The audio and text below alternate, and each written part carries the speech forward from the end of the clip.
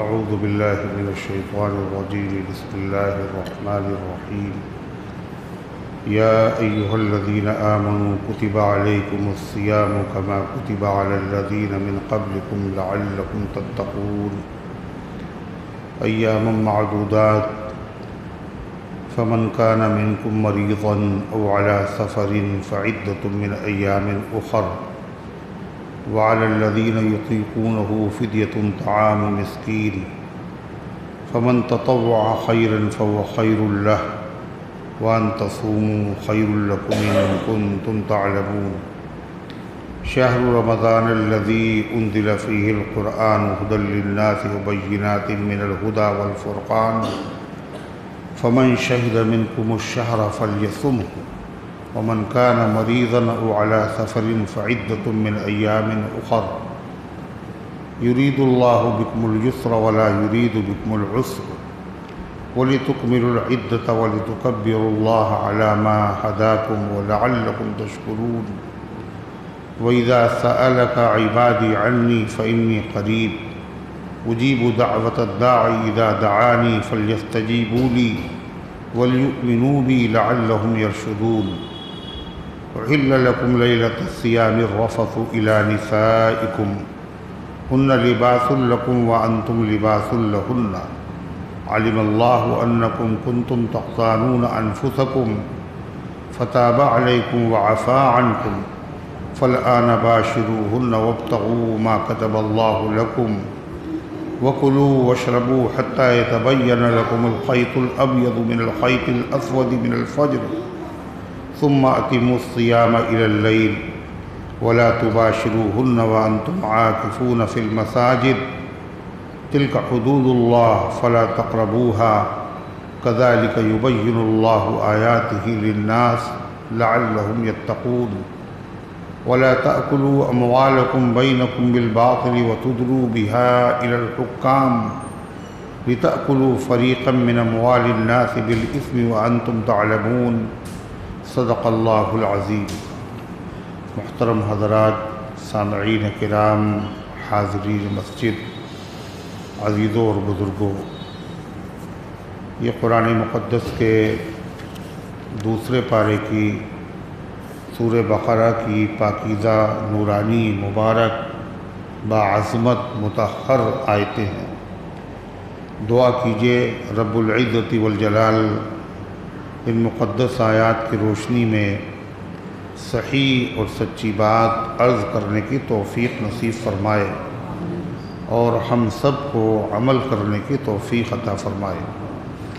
اس سے پہلے کی آیات میں ابواب بر کا ذکر تھا، یعنی نیکی کے ابواب، اور یہ بتایا گیا تھا کہ صرف مشرق اور مغرب کی طرف رخ کر لینا نیکی نہیں ہے، یعنی صرف نماز پڑھ لینا نیکی نہیں ہے، بلکہ نیکی کے بہت سارے طریقے ہیں، افعال ہیں، اعمال ہیں، فرائض ہیں، واجبات ہیں، معاملات ہیں، معاشرت ہے، اخلاق ہے، عبادات ہیں، یہ سب نیکی کے شعبے ہیں۔ تو اس میں ابواب بر میں ایک ذکر تھا اقام الصلاۃ، نماز قائم کرنا، زکوٰۃ دینا، اور ذکر تھا والصابرین، صبر کرنے والے۔ تو نماز کا ذکر ہو چکا، زکوٰۃ کا ذکر ہوا، ان آیات میں صبر سے متعلق بیان ہے، اور روزہ جو ہے یہ صبر کی عملی تصویر ہے۔ الصوم نصف الصبر، روزہ جو ہے وہ آدھا صبر ہے۔ صبر کہتے ہیں نفس کے تقاضے کو دبانا اور شریعت کے تقاضے پر عمل کرنا۔ روزے میں اس کی مشق ہوتی ہے کہ بھوک لگ رہی ہے مگر کھانا نہیں کھا رہے، پیاس کا شدید تقاضا ہے مگر بچ رہے ہیں، کیوں؟ اللہ کا حکم۔ تو اس لیے اللہ تعالیٰ نے ان آیات میں روزے کے احکامات، فرائض، مسائل تفصیل کے ساتھ بیان فرمائے، اور ارشاد فرمایا یا ایھا الذین آمنوا کتب علیکم الصیام، اے ایمان والو تمہارے اوپر روزہ فرض کیا گیا۔ پہلے اسلام کی بنیاد 5 چیزوں پر ہے۔ سب سے پہلی چیز کلمہ توحید، پھر دوسری چیز نماز کا قائم کرنا، پھر نماز فرض ہوئی۔ سب سے پہلے ایمان لانا فرض، پھر نماز فرض ہوئی مکے میں، اور پھر زکوٰۃ فرض ہوئی مکے میں۔ نماز معراج کی شب میں فرض ہوئی، اور شب معراج کا واقعہ مکے میں پیش آیا۔ آسمانوں پر بلا کر اللہ نے نماز کا تحفہ دیا۔ زکوٰۃ بھی مکے میں فرض ہوئی، لیکن مکے سے جب مدینے آپ نے ہجرت فرمائی ابھی روزہ فرض نہیں ہوا تھا۔ ہجرت کر کے جب آپ مدینہ طیبہ پہنچے تو روزے کے فرضیت کا حکم نازل ہوا سن 2 ہجری میں، ہجرت کے دوسرے سال۔ نماز، زکوٰۃ، روزہ۔ حج ابھی فرض نہیں ہوا، حج سب سے آخر میں نبی کریم علیہ السلام کی وفات سے 1 سال پہلے سن 9 ہجری میں حج فرض ہوا۔ تو یہاں ذکر ہے روزے کی فرضیت کا۔ اللہ فرماتا ہے اے ایمان والو تمہارے اوپر روزہ فرض کیا گیا، صیام فرض کیا گیا۔ صیام مصدر ہے، صوم روزے کو کہتے ہیں، صیام روزے کو کہتے ہیں، اور اس کے معنی ہیں رک جانا۔ صوم کے معنی رک جانا۔ روزے کو صوم کیوں کہا جاتا ہے؟ اس میں اللہ کے حکم سے، کھانے سے، پینے سے، جائز اپنی خواہش کے پورا کرنے سے، طلوع صبح صادق سے لے کر غروب آفتاب تک نیت سے رکا جاتا ہے۔ اس لیے اس کو کہتے ہیں صیام، اور اس کو کہتے ہیں روزہ۔ تمہارے اوپر روزہ فرض کیا گیا، کما کتب علی الذین من قبلکم، جیسا کہ فرض کیا گیا تھا ان لوگوں پر جو تم سے پہلے تھے۔ اس میں 2 باتیں ہیں۔ ایک تو یہ بتایا جا رہا ہے کہ روزہ صرف اس امت پر فرض نہیں، بلکہ اس امت سے پہلے جتنی امتیں تھیں اور جتنے انبیاء تھے، ہر انبیاء کی، تمام انبیاء کی شریعت میں روزہ فرض تھا۔ اور یہ کیوں کہا جا رہا ہے؟ تسلی دینے کے لیے، اس امت کو تسلی کے لیے کہ روزے کا حکم بھاری ہے، مگر تم یہ نہ سمجھنا یہ خالی تمہارے لیے ہے، بلکہ تم سے پہلے جتنے بھی ایمان والے تھے سب کے اوپر یہ فریضہ لازم کیا گیا۔ یعنی اللہ نے روزے کا حکم تو دیا مگر ماشاء اللہ نافذ نہیں کیا۔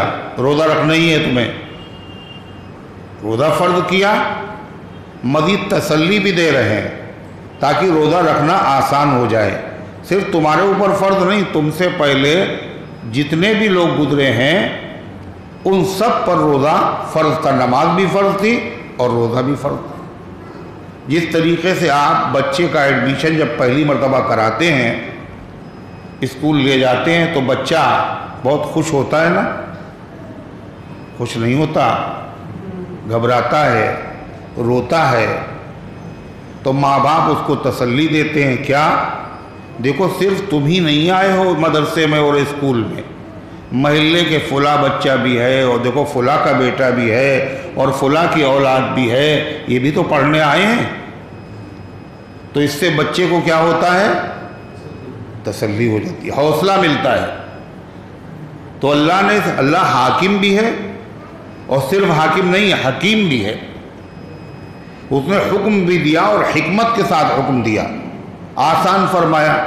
دوسری چیز یہ ہے کہ ایک مشقت کی چیز، پریشانی کی چیز، مشکل چیز جب کسی ایک آدمی پر اکیلے ہوتی ہے تو اس کو وہ بہت کھلتی ہے، گراں گزرتی ہے، بھاری اور مشکل معلوم ہوتی۔ جب وہ دیکھتا ہے کہ ہم ہی نہیں ہیں بلکہ ہمارے ساتھ اور لوگ بھی ہیں، تو پھر کیا ہوتا ہے؟ کیا ہوتا ہے پھر؟ وہ مصیبت، وہ مشکل آسان ہو جاتی ہے۔ یہاں اب میرے رازداں اور بھی ہیں، میں اکیلا نہیں ہوں، یہاں اب میرے رازداں اور بھی ہیں۔ جب کوئی آدمی دیکھتا ہے کہ دکان ہماری نہیں چل رہی تو پریشان ہو رہا ہے،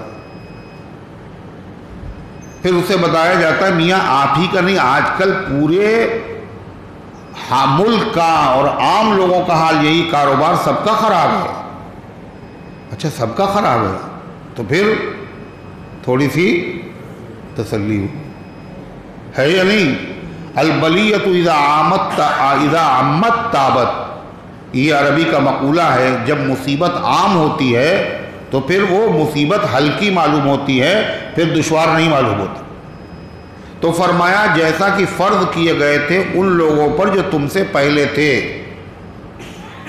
فرض تو تھے روزے، مگر یہ بتایا جیسے تمہارے اوپر فرض ان پر بھی فرض تھے، مگر کتنے فرض تھے ان پر اور کتنے فرض ہیں تمہارے اوپر؟ ان پر جو روزے فرض تھے ان میں کن کن چیزوں پہ پابندی تھی اور تمہارے اوپر کتنی، اس میں فرق ہے۔ روزے تو فرض تھے مگر روزے کی تعداد میں، روزے کی کیفیت میں، روزے کے اجر و ثواب میں، روزے کی پابندیوں میں کیا تھا؟ فرق تھا۔ اس امت کے لیے دین آسان ہے، روزہ تو ہے مگر پابندیاں کم ہیں، کیفیت میں بھی فرق آیا اور ثواب بھی عام امتوں کے مقابلے میں بڑھا دیا گیا۔ کیا پابندیاں تھیں؟ یہاں تو صرف کھانے اور پینے اور خواہش پورے کرنے پہ پابندی ہے، وہاں پابندی کہاں پہ تھی؟ بات کرنے پہ بھی پابندی۔ روزے میں بولیں گے بھی نہیں آپ۔ حضرت مریم کے بارے میں قرآن کہتا ہے کہ حضرت مریم سے اللہ تعالیٰ نے ان کے دل میں یہ بات ڈالی، جب لوگ تم سے پوچھیں کہ تمہاری تو شادی نہیں ہوئی، تمہارا نکاح نہیں ہوا، یہ اولاد کیسے پیدا ہوئی، تو تم ان سے یہ بتانا اشارے سے کہ میں نے روزہ رکھا ہے، انی نذرت للرحمن صوما، میں نے رحمان کے لیے منت مانی ہے روزے کی، فلن اکلم اليوم انسیا، آج میں کسی سے بات نہیں کروں، بولنا نہیں پڑے گا تمہیں۔ معلوم یہ ہوا ان کے روزے میں بولنا بھی منع تھا، بولنے پہ بھی پابندی تھی۔ پھر فاشارت الی، حضرت مریم نے یہ کہا اشارے سے اور اشارہ کر دیا اپنے بچے کی طرف، اگر کچھ پوچھنا ہے میں تو روزے سے ہوں، میرا بیٹا موجود ہے، اس سے تم پوچھ سکتے ہو۔ جب اشارہ کیا تو ان لوگوں کو بڑا غصہ آیا، کہنے ایک تو بغیر نکاح کے بیٹا، اوپر سے کہہ دیا ہم روزے سے ہیں، اور تیسری بات کہنے بچے سے بات کرو، اور بچہ کتنا بڑا ہے؟ 8 سال کا، شیر خوار، دودھ پینے والا، گہوارہ مادر میں جو بولتا بھی نہیں۔ قالوا کیف نکلم من کان فی المہد صبیا، انہوں نے کہا میں اس بچے سے کیسے بات کروں جو ماں کی گود میں، آغوش میں، جھولے میں، گہوارے میں ابھی پرورش پا رہا ہے، میں اس سے کیسے بات کروں؟ جب انہوں نے یہ کہا تو عیسیٰ علیہ السلام شیر خوار اور بچے ہونے کے باوجود ماں کی گود میں اٹھ کر کے بیٹھ گئے، جیسے اتحیات میں نمازی بیٹھتا ہے۔ اور عیسیٰ علیہ السلام کیا کہا؟ فقال انی عبد اللہ آتانی الکتاب وجعلنی نبیا، عیسیٰ علیہ السلام بات کر رہے ہیں، میں اللہ کا بندہ ہوں، اللہ نے مجھے کتاب دینے کا فیصلہ کیا ہے، اللہ نے میری نبوت کا فیصلہ کیا ہے۔ اتنا عیسیٰ علیہ السلام نے کہا اور سارے لوگ الٹے پیروں واپس ہو گئے۔ سوال کا ان کے جواب مل گیا۔ کیسے مل گیا بھائی؟ سوال تو یہ تھا کہ بغیر نکاح کے کیسے بچہ پیدا ہو گیا، لہذا یہ بچہ صحیح نہیں ہے، آپ نے غلط کام کیا ہے۔ جواب انہوں نے کیا دیا؟ انی عبد اللہ، میں اللہ کا بندہ ہوں۔ یہ کیوں کہا عیسیٰ علیہ السلام نے؟ اس لیے کہ اللہ کو معلوم تھا کہ عیسیٰ علیہ السلام کے ماننے والے ایک زمانے میں عیسیٰ کو خدا کا بیٹا کہیں گے، کچھ خدا کو، حضرت عیسیٰ کو خدا کہیں گے، کچھ خدائی کا حصے دار پارٹنر بتائیں گے۔ 3 چیزوں کا نام خدا ہے، اس لیے پہلا بول جو ان کی زبان سے نکل رہا ہے وہ کیا ہے؟ انی عبد اللہ، میں نہ خدا کا بیٹا ہوں، نہ میں خدا ہوں، نہ خدائی میں حصے دار ہوں، کیا ہوں میں؟ اللہ کا بندہ ہوں۔ ایک جملہ۔ دوسرا، وَآتَانِيَ الْكِتَابَ، اللہ نے مجھے کتاب دینے کا فیصلہ کیا ہے۔ کون سی کتاب دی عیسیٰ علیہ السلام کو؟ انجیل۔ وَجَعَلَنِي نَبِيًّا، اور اللہ نے میری نبی ہونے کا فیصلہ کیا ہے۔ اور نبی کی ماں عفیفہ، پاک دامن، طیبہ، طاہرہ ہی ہوتی ہے۔ نبی کی ماں کا کردار غلط نہیں ہوتا۔ سب خاموشی سے چلے گئے۔ تو اس واقعے سے کیا پتہ چلا قرآن کے بیان سے؟ کہ ان کی شریعت میں روزہ رکھنے میں بولنا بھی منع تھا۔ یہ ہے، اس لیے فرمایا تمہارے اوپر روزہ جیسے ان پہ فرض تھے، فرض ہونے میں تو برابر ہے لیکن کیفیت میں فرق ہے، تعداد میں فرق ہے، ثواب میں فرق ہے۔ اللہ فرماتا ہے لعلکم تتقون، اور روزہ رکھنے کا مقصد کیا ہے؟ تمہیں بھوکوں مارنا نہیں ہے، تمہیں پیاسا مارنا نہیں ہے، سزا نہیں ہے، تاکہ تم متقی ہو جاؤ، یعنی تمہارے اندر گناہ سے بچنے کا ملکہ، گناہ سے بچنے کی صلاحیت، قوت، طاقت پیدا ہو جائے۔ کیسے؟ 1 مہینے تک تم نے مشق کی ہے، حلال چیز ہے اور جی بھی چاہ رہا ہے، کھانا پینا حلال تھی، پھر ابھی حلال ہو جائے گی۔ صبح صادق سے لے کر کے غروب آفتاب تک اسے رک جاؤ، اور تم نے خدا کا حکم مان کر اپنے آپ کو اس سے روک لیا۔ جب خدا کے حکم سے حلال چیزوں سے تم اپنے آپ کو روک سکتے ہو 1 مہینے، تو جو چیزیں اللہ نے حرام کی ہیں ان سے ساری زندگی بھی تم اپنے آپ کو روک سکتے ہو۔ ریہلسل ہو جائے، عادت پڑ جائے، پہلے حلال سے رکے اب حرام سے بھی رک جائیں گے۔ یہ جو حرام کیا، 2 چیزیں ہوتی ہیں، ایک عارضی حرام، وقتی حرام، ایک دائمی حرام۔ یہ کھانا اور پینا اور خواہش کا پورا کرنا یہ وقتی طور پر حرام ہوتا ہے، ہمیشہ کے لیے نہیں ہوتا۔ نیت کی کھانا حرام، پینا حرام، لیکن ہمیشہ کے لیے نہیں ہوا۔ جیسے ہی سورج غروب ہوا حلال ہو گیا۔ یہ عارضی حرمت ہے۔ یہ روزہ کتنے دن کا دیر کا ہے؟ 12 گھنٹے، 14 گھنٹے، 16 گھنٹے کا ہے۔ ایک روزہ ایسا ہے جو زندگی بھر کا ہے۔ وہ کون سا ہے؟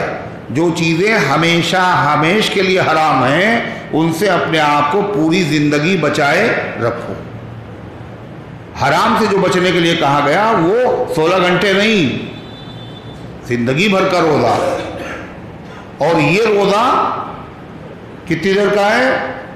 طلوع صبح صادق سے لے کر غروب آفتاب تک۔ خالی رک جانے کا نام روزہ نہیں ہے، نیت کے ساتھ رکنے کا نام روزہ ہے۔ نیت کے ساتھ، اور نیت نام ہے دل کے ارادے کا۔ وہ نیت وہ نہیں ہے جو بچپن میں رٹائی جاتی تھی، کیا؟ بِصَوْمِ غَدٍ نَوَيْتُ مِنْ شَهْرِ رمضان۔ اس کے معنی کیا یہ تو یاد نہیں، ترجمہ پتہ نہیں، نیت ہو گئی۔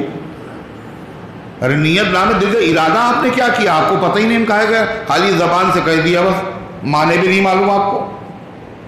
نیت زبان سے کرنا ضروری نہیں ہے، یہ لفظ کہنا ضروری نہیں ہے، نہ یہ قرآن ہے نہ حدیث ہے۔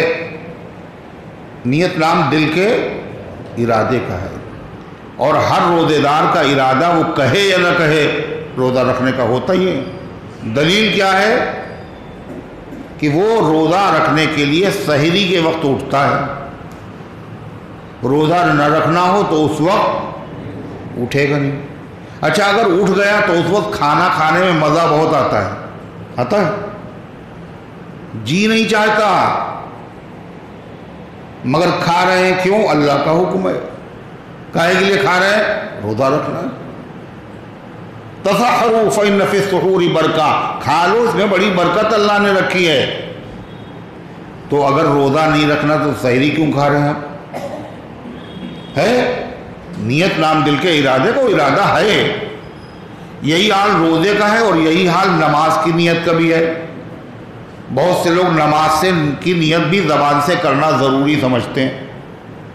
عمل دو طرح کے ہوتے ہیں، حدیث میں ہے انما الاعمال بالنیات، عمل کا دار و مدار نیت پر ہے۔ کیا مطلب؟ عمل دو طرح کے ہیں، ایک عمل ہیں ایسے جو مقصود ہیں، اور ایک غیر مقصود ہیں۔ مقصود کا مطلب یہی کام کرانا تمہارے لیے، یہی کام تمہارے اوپر فرض ہے، اللہ یہی چاہتا ہے یہی کرو۔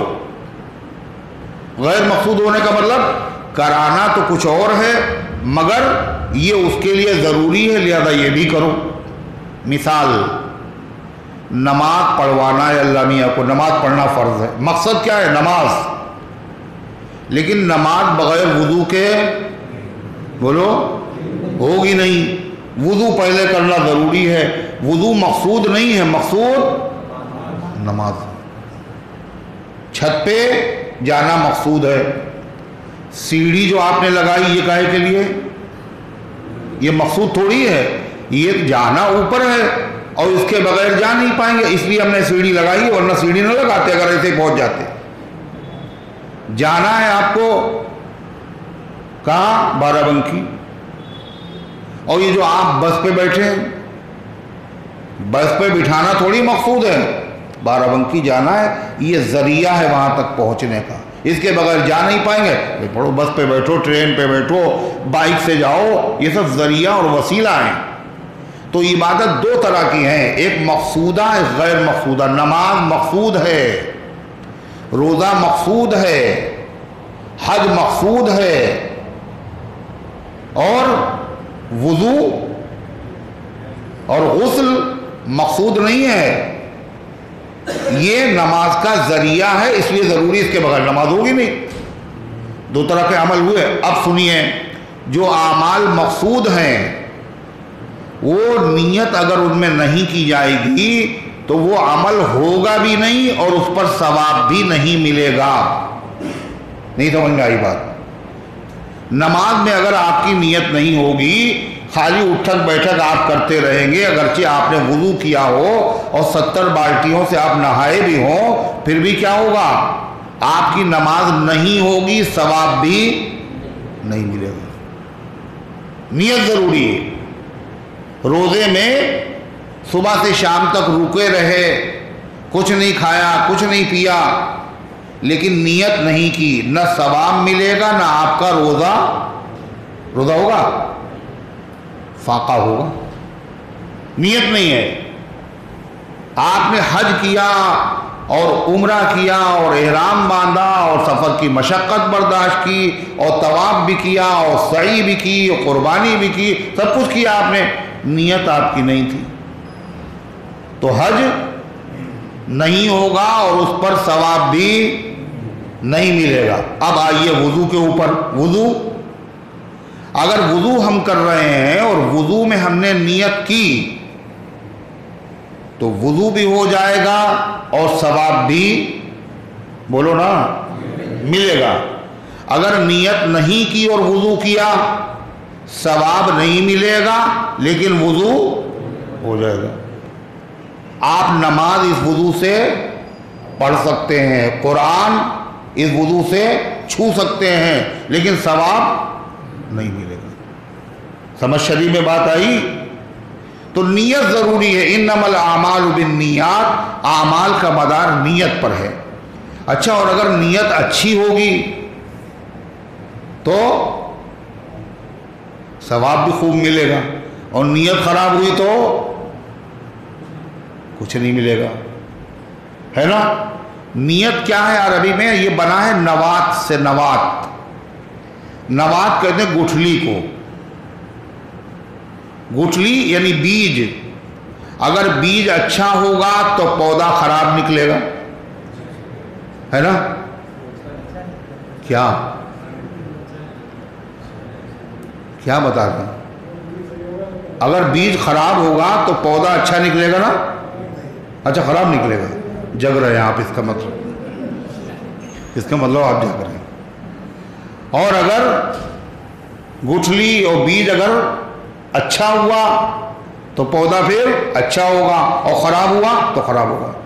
نیت اگر خراب ہے، نماز پڑھنا ہے اور نیت کیا ہے؟ لمبی لمبی رکعتیں اس لیے پڑھنے لوگ ہمیں بزرگ سمجھے، ہے نا؟ تو نیت خراب ہو گئی آپ کی. پھر کیا ہوگا؟ اس پر ثواب بلکہ اس پر پکڑ ہوگی. پکڑ اللہ کے، وہاں مارے جاؤ گے. من صلی یرائی فقط اشرکا، جس نے نماز پڑھی دکھاوے کے لیے اس نے شرک کیا. ومن صام یرائی فقط اشرکا، جس نے دکھاوے کے لیے روزہ رکھا اس نے شرک کیا. اور جس نے حج کیا دکھاوے کے لیے اس نے شرک کیا. اور نماز میں روزے میں سے زیادہ دکھاوا کاہے میں ہے؟ حج میں. سب سے زیادہ دکھاوے کے چانسز کس میں ہیں؟ حج میں. کیسے؟ کہ جب حج کرنے سے پہلے ایک دعوت ہوتی ہے، سب کو دعوت دی گئی، بھائی کھانا کھانے لوگ کاہے کے لیے؟ حج کرنے جا رہے ہیں. حالانکہ یہ دعوت شرط نہیں ہے، مگر دعوت ہو رہی ہے. پھر جب حج کرنے گئے لوگوں کو پتا چلا تو وہ لوگ ہار پھول لے کر کے آئے. حاجی صاحب حج کرنے جائے، ہار ڈالے جا رہے ہیں نا. جیسے نماز فرض ہے ویسے روزہ فرض ہے، ویسے زکوٰۃ فرض ہے، ویسے حج فرض ہے. نماز پڑھنے جا رہے ہیں، ان کے ہار ڈالو. کبھی ڈالا گیا؟ نمازی کے ہار پہنائے گا کبھی؟ اچھا، انہوں نے روزہ رکھا، ان کے ہار پہناؤ، سب کے ہار پہناؤ. یہ سب روزے دار ہیں، ہوتا ہے؟ اچھا، زکوٰۃ دینے سے پہلے ہار پہنائے جاتے ہیں. یہ کیا؟ حج کرنے سے پہلے ہار پہنائے جا رہے ہیں باقاعدہ. اور اس کے بعد اب تو ختم ہو گیا، ورنہ اس سے پہلے تو بہت زیادہ نمائش ہوتی تھی. حج کرنے آدمی جا کیا رہا؟ جیسے قلعہ فتح کرنے جا رہا. باقاعدہ پورا قافلہ آتا تھا اور لوگ راستے میں نعرے لگاتے ہوئے جاتے تھے، حج کرنے جا رہے تھے. یہ سب نمائش ہے قدم قدم پہ. اور پھر جب حج کر کے آئے پھر نمائش. یعنی بچپن سے پڑھ رہے تھے نماز، 80 سال تک پڑھی، اپنے نام کے آگے کبھی نمازی نہیں لکھا. ایک حج کر لیا اور نام کے آگے حاجی. پہلے دکان کا جو بورڈ تھا اس پہ حاجی نہیں لکھا تھا. جیسے ہی حج کر کے آئے کہلے بورڈ بدل دو، حاجی صاحب کی دکان. کیوں؟ حاجی اگر لکھ دیں گے تو لوگوں کو دھوکہ دینا اور آسان ہو جائے گا. لوگ بھروسہ حاجی صاحب کی ہے. یہ سب کیا ہے؟ ریاکاری، دکھاوا. اسی لیے اللہ تعالیٰ نے جہاں حج کی فرضیت کا ذکر کیا تو معلوم کیا کہا؟ وَلِلَّهِ عَلَى النَّاسِ حِجُّ الْبَيْتِ مَنِ اسْتَطَاعَ إِلَيْهِ سَبِيلًا.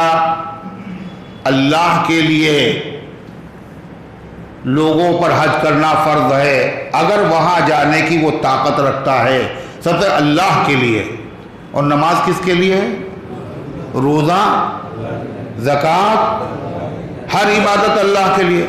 مگر ہر عبادت کے ذکر سے پہلے للہ، اللہ کے لیے نہیں ہے. یہاں دکھاوے کے زیادہ چانسز ہیں. اس لیے پہلی چیز کیا بتائی؟ اتنی محنت کرو گے، مشقت اٹھاؤ گے، کہیں ایسا نہ ہو تمہارا حج برباد ہو جائے، دکھاوا نہ ہو، نہ خالص اللہ کے لیے. مگر اتنا پیسہ بھی خرچ کیا، اتنی محنت بھی کی، کسی کو پتہ بھی نہ چلے تو مزہ نہیں آئے گا نا. کل ان کو جو ہے چائے پلاؤ. اور جو میں پہلی مرتبہ جب میں حج کرنے گیا تھا جو کیتلی وہاں سے لایا تھا نا وہ پیالیاں بہت خوبصورت تھی. پہلی مرتبہ جب میں حج کرنے گیا تھا وہ لے کے آیا تھا تو یہ اس میں پلائی ہے. اب یہ پہلی مرتبہ کہہ کر کے انہوں نے 2 حجوں کا ذکر کیا. بعد والے کا بھی ذکر کر دیا اور پہلے والے کا بھی ذکر کر دیا. یہ کیا ہے؟ تو اللہ تعالیٰ نے کیا ارشاد فرمایا؟ تمہارے اوپر روزہ فرض کیا گیا تھا، فرض کیا گیا تھا ان لوگوں پر جو تم سے پہلے، لعلکم تتقون، تاکہ تم بچو. پھر کیا کہہ رہا خدا؟ ایاما معدودات، روزہ تمہارے اوپر فرض ہے چند دن، گنتی کے چند دن کا. چند دن کا وہ 1 مہینہ ہوا ہے روزہ، 1 مہینہ تھوڑا ہوتا ہے کا. سال میں کتنے دن ہوتے ہیں اور روزے کتنے دن ہیں؟ یہ کتنے دن ہوئے؟ زیادہ ہوئے کم ہوئے؟ گنتی کے دن. یہ کیوں کہا چند دن ہیں؟ یہ بھی صبر کے لیے. کتنی دور رہ گئے آپ؟ کہتے ہیں بس تھوڑی دور. اللہ نے تمہارے اوپر روزہ فرض کیا گیا اور دیکھو اکیلے تمہارے اوپر فرض نہیں، تم سے پہلے لوگوں پہ فرض کیا گیا. اور دیکھو 6 مہینے کے لیے نہیں، صرف گنتی کے چند دن فرض ہے. وہ گنتی کے چند دن کون سے ہیں؟ دوسری آیت میں بتایا رمضان کے مہینے میں ایام معدودات، گنتی کے چند. اور اس میں بھی یہ سہولت رکھی ہے خدا نے، یہ نہیں کہ آج 12 بجے رات کے بعد سے 500 کا اور 1000 کا نوٹ ردی ہے، چاہے ضائع ہو، غریب ہو، امیر ہو، کچھ بھی نہیں ہوگا. یہ اللہ کا آرڈر ہے. کیا روزہ فرض ہے؟ پھر تسلی بھی دے رہا جیسے تم سے پہلے لوگوں پر فرض تھا. پھر کہاں زیادہ دن نہیں، گنتی کے چند دن فرض ہے. اب کیا کہہ رہے ہیں؟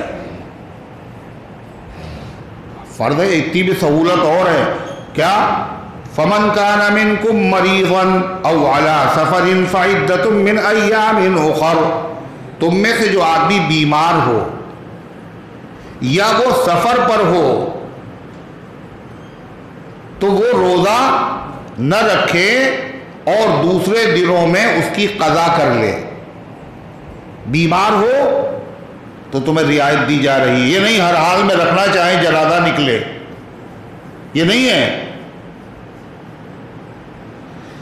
کل آپ جا نہیں سکتے، آپ کے ابا مر گئے، انتقال ہوگا، کوئی بات نہیں ہے، آپ جائیے. آپ جا ہی نہیں سکتے اس لیے کہ آپ اللہ کے راستے میں نکلے ہوئے ہیں، لہذا باپ کے جنازے میں آپ نہیں جا سکتے. اچھا جا سکتے ہیں مگر گھر نہ جائیے گا ورنہ ٹوٹ جائے گا. اللہ کے جو حکم ہیں وہ کس قدر آسان ہے. روزہ فرض ہے لیکن اگر بیمار ہو تو بیماری کا کیا مطلب ہے؟ کہا ہم نے روزہ کیوں نہیں رکھا؟ کل نزلہ ہو گیا تھا. کیوں نہیں رکھا روزہ؟ ہم بیمار ہیں. کیا بیماری ہے؟ نزلہ ہو گیا. یہ بیماری نہیں ہے. شریعت جس کو بیمار کہے وہ بیمار ہے. شریعت کس کو بیمار کہتے؟ جس کے روزہ رکھنا سخت مشکل ہو بیماری کی وجہ سے، یا بیمار پڑ جانے کا اندیشہ ہو، یا بیماری کے بڑھ جانے کا اندیشہ ہو تو سخت مشکل ہوگی، پریشانی ہوگی اگر روزہ رکھ لے تو اجازت دی. فی الحال نہ رکھو، جب اچھے ہو جانا تو جتنے روزے چھوٹے ان کی قضا کر لینا. او علی سفر، یا سفر میں ہو جب بھی روزہ نہ رکھنے کی اجازت ہے. کہنے آپ نے روزہ نہیں رکھا؟ کہا قرآن میں چھوٹ ہے. کیا چھوٹ ہے؟ سفر میں ہو تو روزہ نہ رکھو. کہاں گئے تھے آپ سفر میں؟ کہنے کاکوری گئے تھے. کہاں گئے تھے؟ بس اموسی تک گئے تھے. یہ سفر نہیں ہے. کون سا سفر؟ شریعت نے جسے سفر کہا. شریعت نے کسے مسافر کہا؟ جو 3 دن کی مسافت ہو یا اس سے زیادہ کے سفر کا ارادہ کر کے نکلا.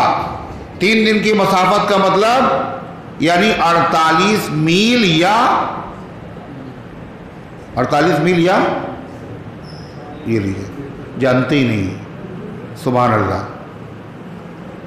نماز بھی کم ہو جائے گی، سفر تو کرتا ہی آدمی، نماز پڑھنا ہی پڑھنا ہے، کیسے پڑھو گے نماز سفر میں؟ مسافر ہو قصر نہیں پڑھو گے تو گنہگار ہو گے، 4 والی 2 پڑھو، لیکن امام کے پیچھے 2 نہ پڑھنا۔ مسافر ہیں اور جماعت سے نماز پڑھ رہے ہیں، سب لوگ 4 پڑھ رہے ہیں، انہوں نے 2 رکعت پڑھ کے سلام پھیر دیا، خیریت؟ کلیاں مسافر ہیں۔ اگر اپنی اکیلے نماز پڑھ رہے ہو تو 4 والی 2، یا امام بھی مسافر ہے، پوری بارات جا رہی ہے، سب مسافر ہیں تو کتنی پڑھیں گے؟ 2 پڑھیں۔ لیکن اگر وہاں مقامی امام ہے وہ 4 پڑھا رہا ہے، جماعت سے اگر آپ پڑھ رہے ہیں تو کتنی پڑھ لو، اور اگر تنہا پڑھ رہے ہو تو پھر 2۔ اور سوچا ٹائم زیادہ ہے، 2 پڑھ کے کیا کریں، چلو 4 ہی پڑھ لیں۔ کہ یہ جو 4 ہی پڑھ لیں تم نے کہا ہے، یہ اللہ اس کے رسول سے آگے بڑھ رہا ہے، پیچھے رہو گے تو سلامت رہو گے، آگے بڑھو گے تو پھر برباد ہو جاؤ گے۔ ہم نے تمہیں چھوٹ دی ہے، 2 ہی رکعت پڑھو۔ اسی طریقے سے فرمایا کہ مسافر ہے وہ 48 میل یا اس سے زیادہ کے سفر کے ارادے سے نکلا، اور جیسے شہر کی آبادی سے باہر ہوا تب جوڑا جائے گا 48 میل، شہر سے نہیں، گھر سے نہیں، شہر کی آبادی سے باہر ہو گئے، اب 48 میل یا اس سے زیادہ کا سفر ہے تو آپ مسافر ہوں گے۔ اب 4 والی آپ 2 پڑھیں۔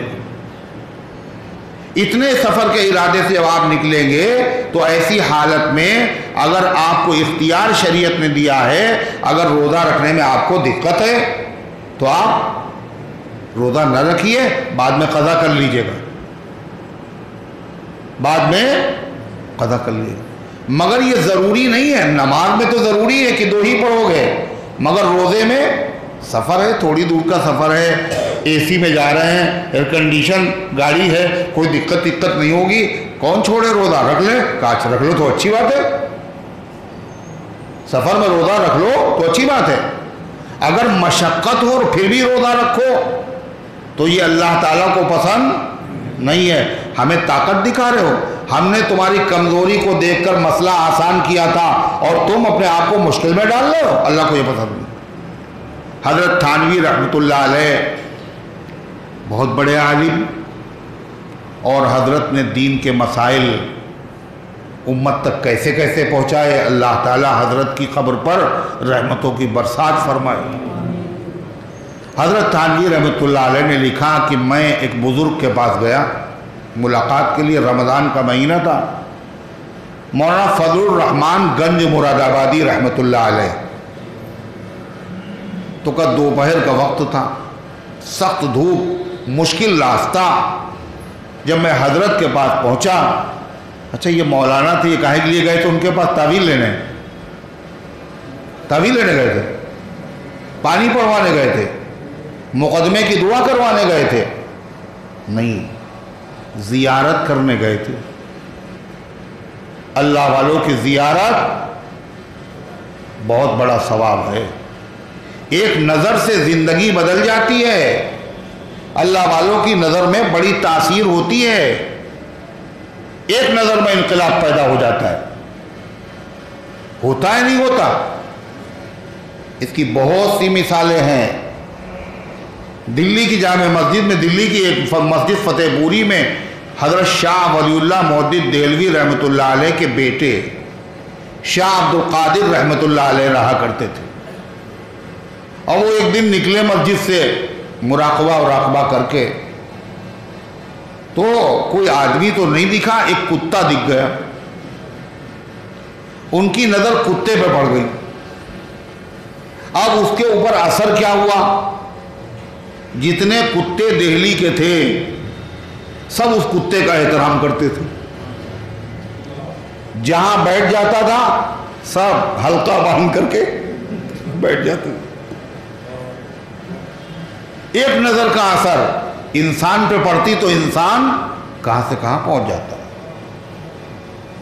ہے۔ نہ کتابوں سے، نہ وعظوں سے، نہ زر سے پیدا، دین ہوتا ہے بزرگوں کی نظر سے پیدا، ایک نظر میں انقلاب۔ ظاہر ہے جب اللہ کے نبی کے غلاموں کے غلاموں کے غلاموں کے غلاموں کی نظر میں اتنی تاثیر ہے تو خود محمد الرسول اللہ صلی اللہ علیہ وسلم کی نگاہوں میں کیا تاثیر ہوگی۔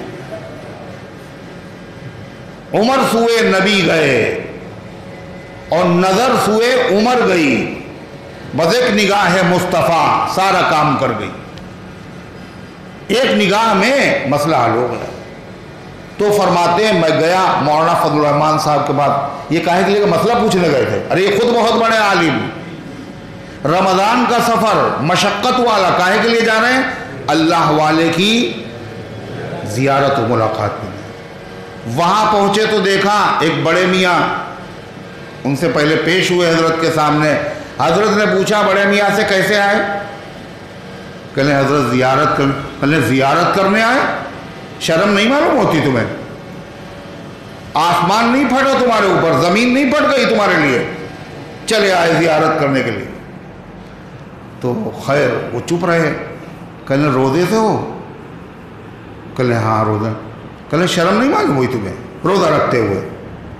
زمین نہیں پھٹ گئی؟ اب ڈانٹ رہے ہیں بے انتہا۔ تو حضرت تھانوی فرماتے ہیں میں پیچھے کھڑا تھا، میں نے سوچا ابھی میرا نمبر آئے گا، اور میں نے یہ پوچھیں گے روزے سے ہو، اگر میں نے کہہ دیا روزے سے ہیں، جیسے ان کو ڈانٹا یہ میں ڈانٹے، اور اگر میں نے کہہ دیا میں روزے سے نہیں ہوں یہ جھوٹ ہوگا۔ اور دوسری بات یہ کشف والے بزرگ ہیں، ان کو کشف ہوتا ہے، حقیقت کھل جاتی ان کے سامنے۔ خیر کچھ بھی ہو سچ بولے گے۔ فرماتے ہیں جب میرا نمبر آیا تو پوچھا روزے تو؟ کہلے جی ہاں۔ بہت اچھا کیا تم نے روزہ رکھا۔ اب حضرت لکھتے ہیں ان کو اس لیے ڈانٹا، سفر مشکل تھا، بڑھاپا تھا، کمزوری تھی، شریعت نے اجازت دی ہے ایسے سفر میں روزہ نہ رکھنے کی، بعد میں قضا کر لینے کی، اور میں جوان تھا، طاقتور تھا، لہذا حضرت نے فرمایا تم نے سفر کے اندر چھوٹ تو ہے لیکن اگر روزہ رکھ لیا تو اچھا لیا۔ یہ حکمت اللہ تعالیٰ فرماتا فمن کان منکم مریضا او علی سفر فعدۃ من ایام اخر، تو تم میں سے جو آدمی بیمار ہو یا سفر پر ہو تو شمار کر لینا ہے دوسرے دنوں سے، یعنی جتنے روزے چھوٹے تھے رمضان کے بعد اتنے ہی روزے شمار کر کے گن کر کے ان کی قضا رکھ لینا۔ وَعَلَى الَّذِينَ يُطِيقُونَهُ فِدْيَةٌ طَعَامُ مِسْكِينٍ، اللہ حاکم بھی ہے اور حکیم بھی ہے۔ روزے بھی فرض کیے اور بندوں کی کمزوری کا کیسے کیسے اللہ نے لحاظ اور خیال کیا۔ ایک دم سے آرڈر نہیں دیا روزہ رکھنا فرض ہے۔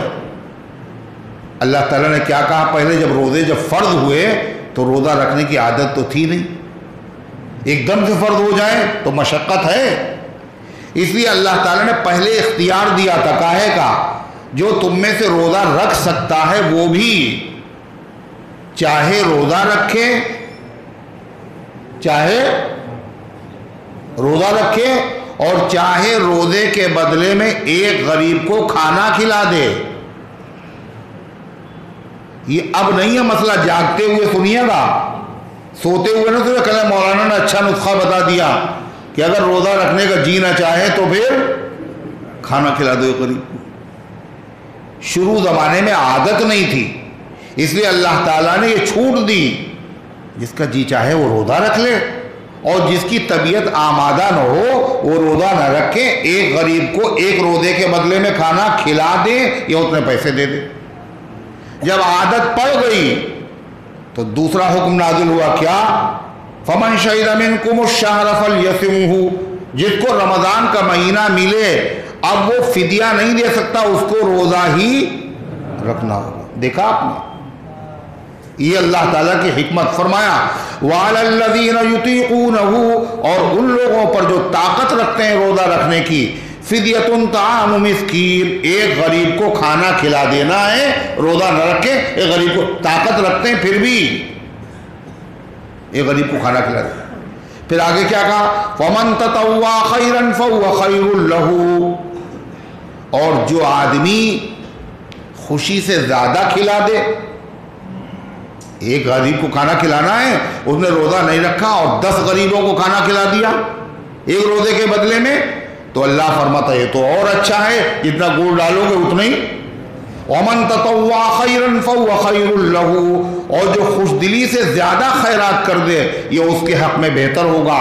لیکن یاد رکھو ہم نے روزہ نہ رکھنے کی چھوٹ تو دی ہے، لیکن حقیقت سن لو، اگر تمہیں معلوم ہو رمضان کے روزے کی فضیلت کیا ہے، مقام کیا ہے، بزرگی کیا ہے، اور اللہ کا کتنا قرب حاصل ہوتا ہے اس روزے کے ذریعے سے، تو اللہ فرماتا ہے وَأَن تَصُومُوا خَيْرٌ لَكُمْ إِن كُنتُمْ تَعْلَمُونَ، اگر تم روزہ رکھ لو یہ زیادہ بہتر ہے اگر تمہیں معلوم ہو کہ روزے کی حقیقت کیا ہے۔ اس آیت میں ایک تو مسئلہ یہ، دوسری تفسیر یہ ہے کہ حضرت حفصہ رضی اللہ عنہ کی قرأت ہے وَعَلَى الَّذِينَ لَا يُطِيقُونَهُ، یعنی ان لوگوں پر جو روزہ رکھنے کی طاقت نہیں رکھتے، اتنے بوڑھے ہو گئے کہ اب برداشت نہیں بھوک اور پیاس، ان کے لیے مسئلہ کیا ہے؟ وہ روزہ نہ رکھیں، ایک غریب کو کھانا کھلا دیں ایک روزے کے بدلے میں۔ یہ حکم آج بھی بولو باقی ہے، پہلے والا حکم منسوخ ہو گیا۔ کیا کہا اللہ تعالیٰ نے؟ شہر رمضان الذی انزل فیہ القرآن، کہا تھا تمہارے اوپر روزے فرض کیے گئے، اور کتنے دن کے؟ چند دن، پہلے یہی بتایا چند دن، اب یہاں بتایا وہ چند دن کون سے؟ رجب کے نہیں ہیں، ربیع الاول میں نہیں ہیں، کس میں؟ رمضان کے مہینے میں۔ شہر رمضان الذی انزل فیہ القرآن، اور رمضان کو روزہ رکھنے کے لیے کیوں منتخب کیا گیا؟ یہ تمام مہینوں میں سب سے افضل مہینہ ہے۔ کیسے؟ اس کی فضیلت کی بیس کیا ہے، فضیلت کی بنیاد کیا ہے؟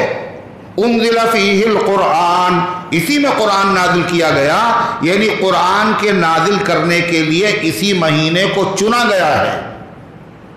اور قرآن عظمت والا، انہ لکتاب عزیز، عظمت والی کتاب ہے، اور یہ ایسی کتاب ہے یہ جہاں پہنچی اس نے اس کے اندر عظمت پیدا کر دی۔ نہیں سمجھے؟ جہاں پہنچا قرآن اس نے عظمت پیدا کر دی۔ کیسے؟ جس مہینے میں نازل ہوا اس کی عظمت بڑھ گئی، جس عشرے میں نازل ہوا ہے نا، کون سے عشرے میں نازل ہوا قرآن؟ پہلے اخیر عشرے میں، اس کی فضیلت بڑھ گئی۔ جس رات میں نازل ہوا اس کی عظمت بڑھ گئی، کیا نام ہے اس کا؟ شب قدر۔ کیا؟ لیلۃ القدر خیر من الف شہر۔ کیوں عظمت بڑھ گئی؟ اس میں قرآن نازل۔ لہذا جس سینے میں قرآن ہوگا وہ سینہ عظمت والا، جس زبان پر قرآن جاری ہوگا وہ زبان عظمت والی، جن آنکھوں سے قرآن دیکھا جائے گا ان آنکھوں میں عظمت پیدا ہو جائے گی، جس مقام پر جس گھر میں قرآن پڑھا جائے گا وہ قرآن عظمت والا ہے، وہ گھر عظمت والا ہے۔ کتنا فرشتوں کو ایسا وہ گھر نظر آتا ہے چمکتا ہوا روشن، جیسے زمین والوں کو آسمان کے ستارے چمکتے ہوئے نظر، جہاں قرآن پڑھا جاتا ہے۔ اور قرآن کہاں پہنچا؟ روزے میں قرآن پڑھنا فرض نہیں۔ کوئی آدمی روزہ رکھے اور بالکل قرآن نہ پڑھے، اس کا روزہ ہوگا نہیں ہوگا؟ روزہ ہو جائے گا۔ زکوٰۃ میں قرآن فرض نہیں، زکوٰۃ دے دیے نہ پڑھیے قرآن اس وقت۔ حج میں قرآن فرض نہیں۔ ایک عبادت ایسی ہے جس میں قرآن پڑھنا فرض ہے، وہ کون سی عبادت ہے؟ نماز۔ سوچ رہے ہو بیٹھے ہوئے؟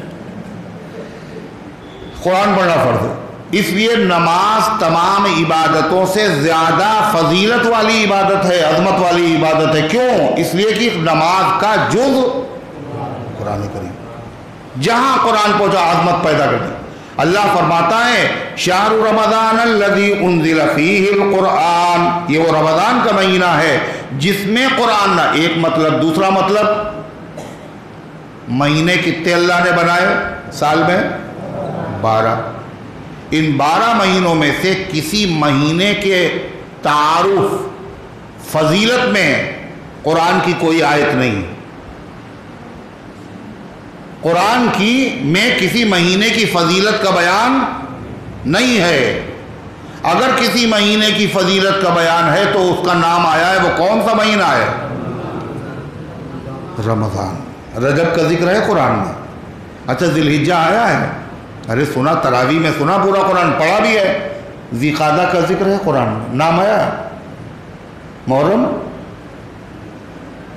کسی مہینے کا نہیں، اگر کسی مہینے کا نام قرآن میں ہے تو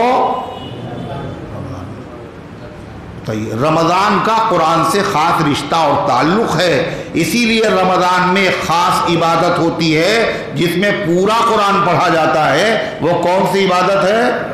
تراویح، وہ صرف رمضان ہی میں ہوتی۔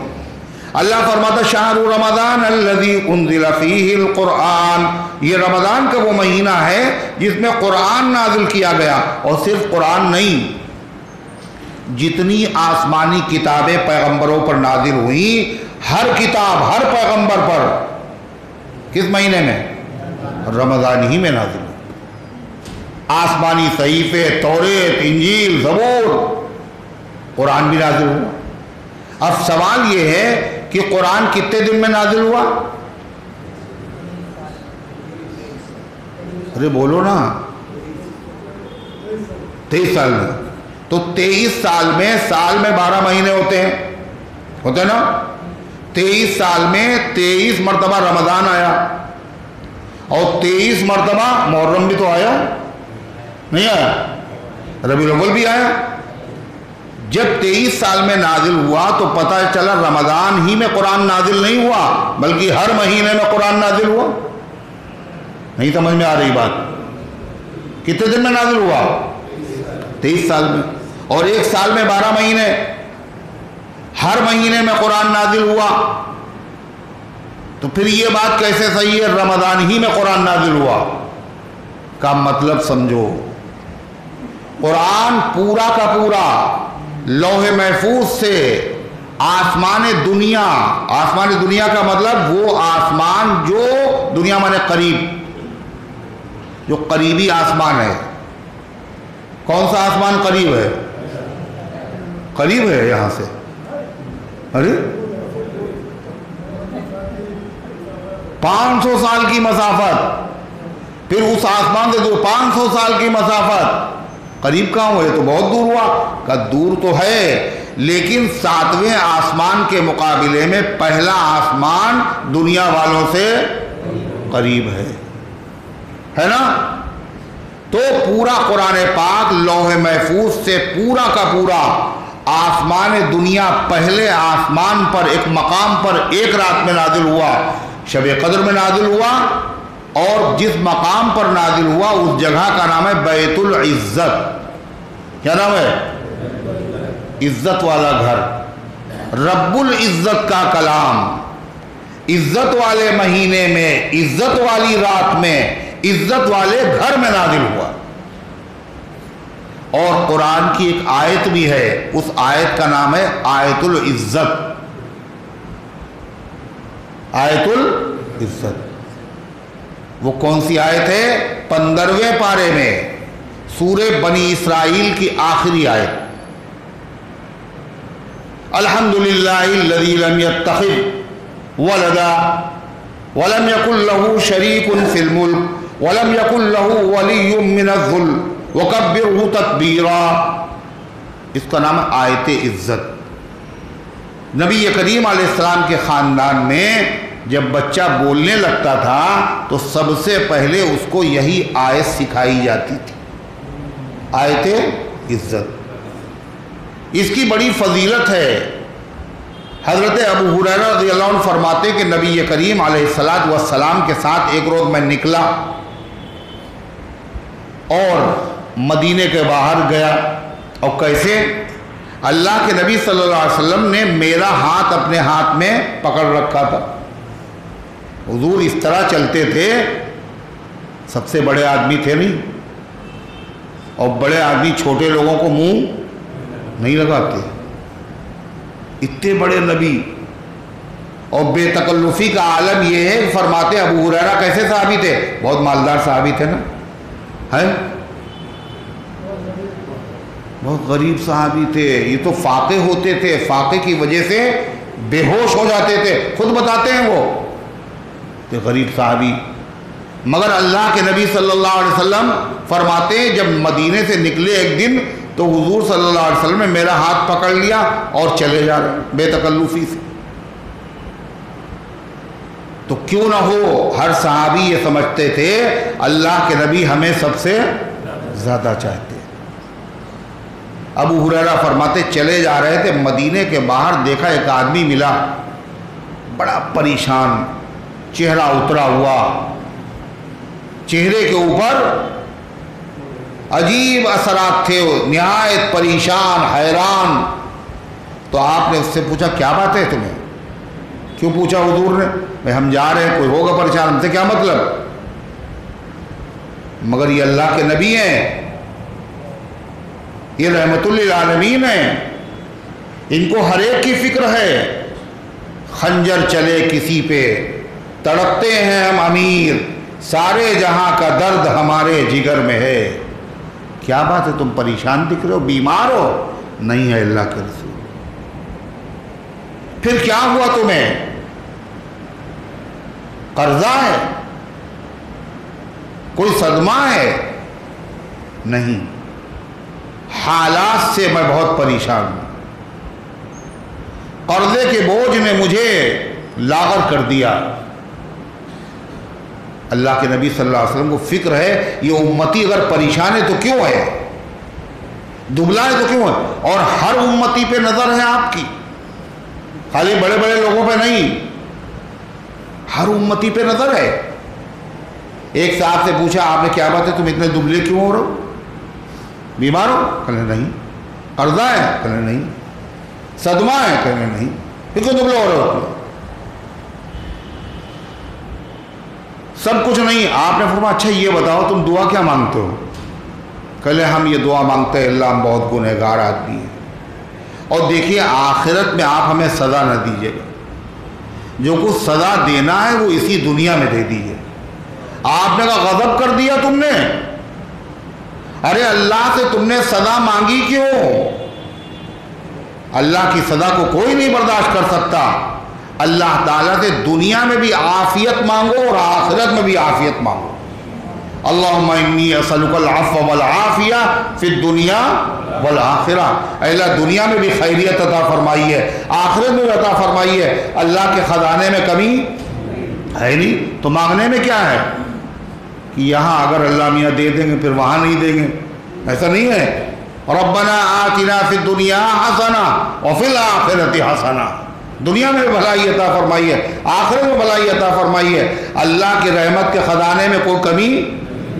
نبی کریم علیہ السلام نے فرمایا، اللہ تعالیٰ فرماتا ہے اگر تمہارے اگلے اور پچھلے، اگلے جو قبروں میں جا چکے، پچھلے جو پیدا نہیں ہوئے ابھی، اگلے اور پچھلے، انسان اور جن، سب کے سب ایک میدان میں جمع ہو اور اللہ کہے مانگو ہم سے کیا مانگتے ہو، جو جی چاہے مانگو، اور سب اپنے اپنے حساب سے مانگے اور اللہ سب کی مرادوں کو پورا کر دے، تو اللہ کے خزانے میں اتنی کمی نہیں آئے گی جتنا سمندر میں چڑیا اپنی چوچ ڈال کر کے ایک قطرہ پانی پیتی. کمی نہیں ہے اس کے، وہاں مانگو نا، نوازنے میں بھی کمی نہیں.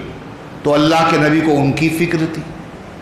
حضور پاک صلی اللہ علیہ وسلم مسجد نبوی میں دیکھا آپ نے سارے نمازی جا چکے، ایک ساتھ مسجد میں بیٹھے ہوئے. اللہ کے نبی کو فکر ہوئی بھائی کیا بات ہے، تم کیوں بیٹھے ہو، کیوں پریشان ہو؟ کسی کو فکر نہیں ہوتی، ماں کو ہوتی ہے، ماں کو.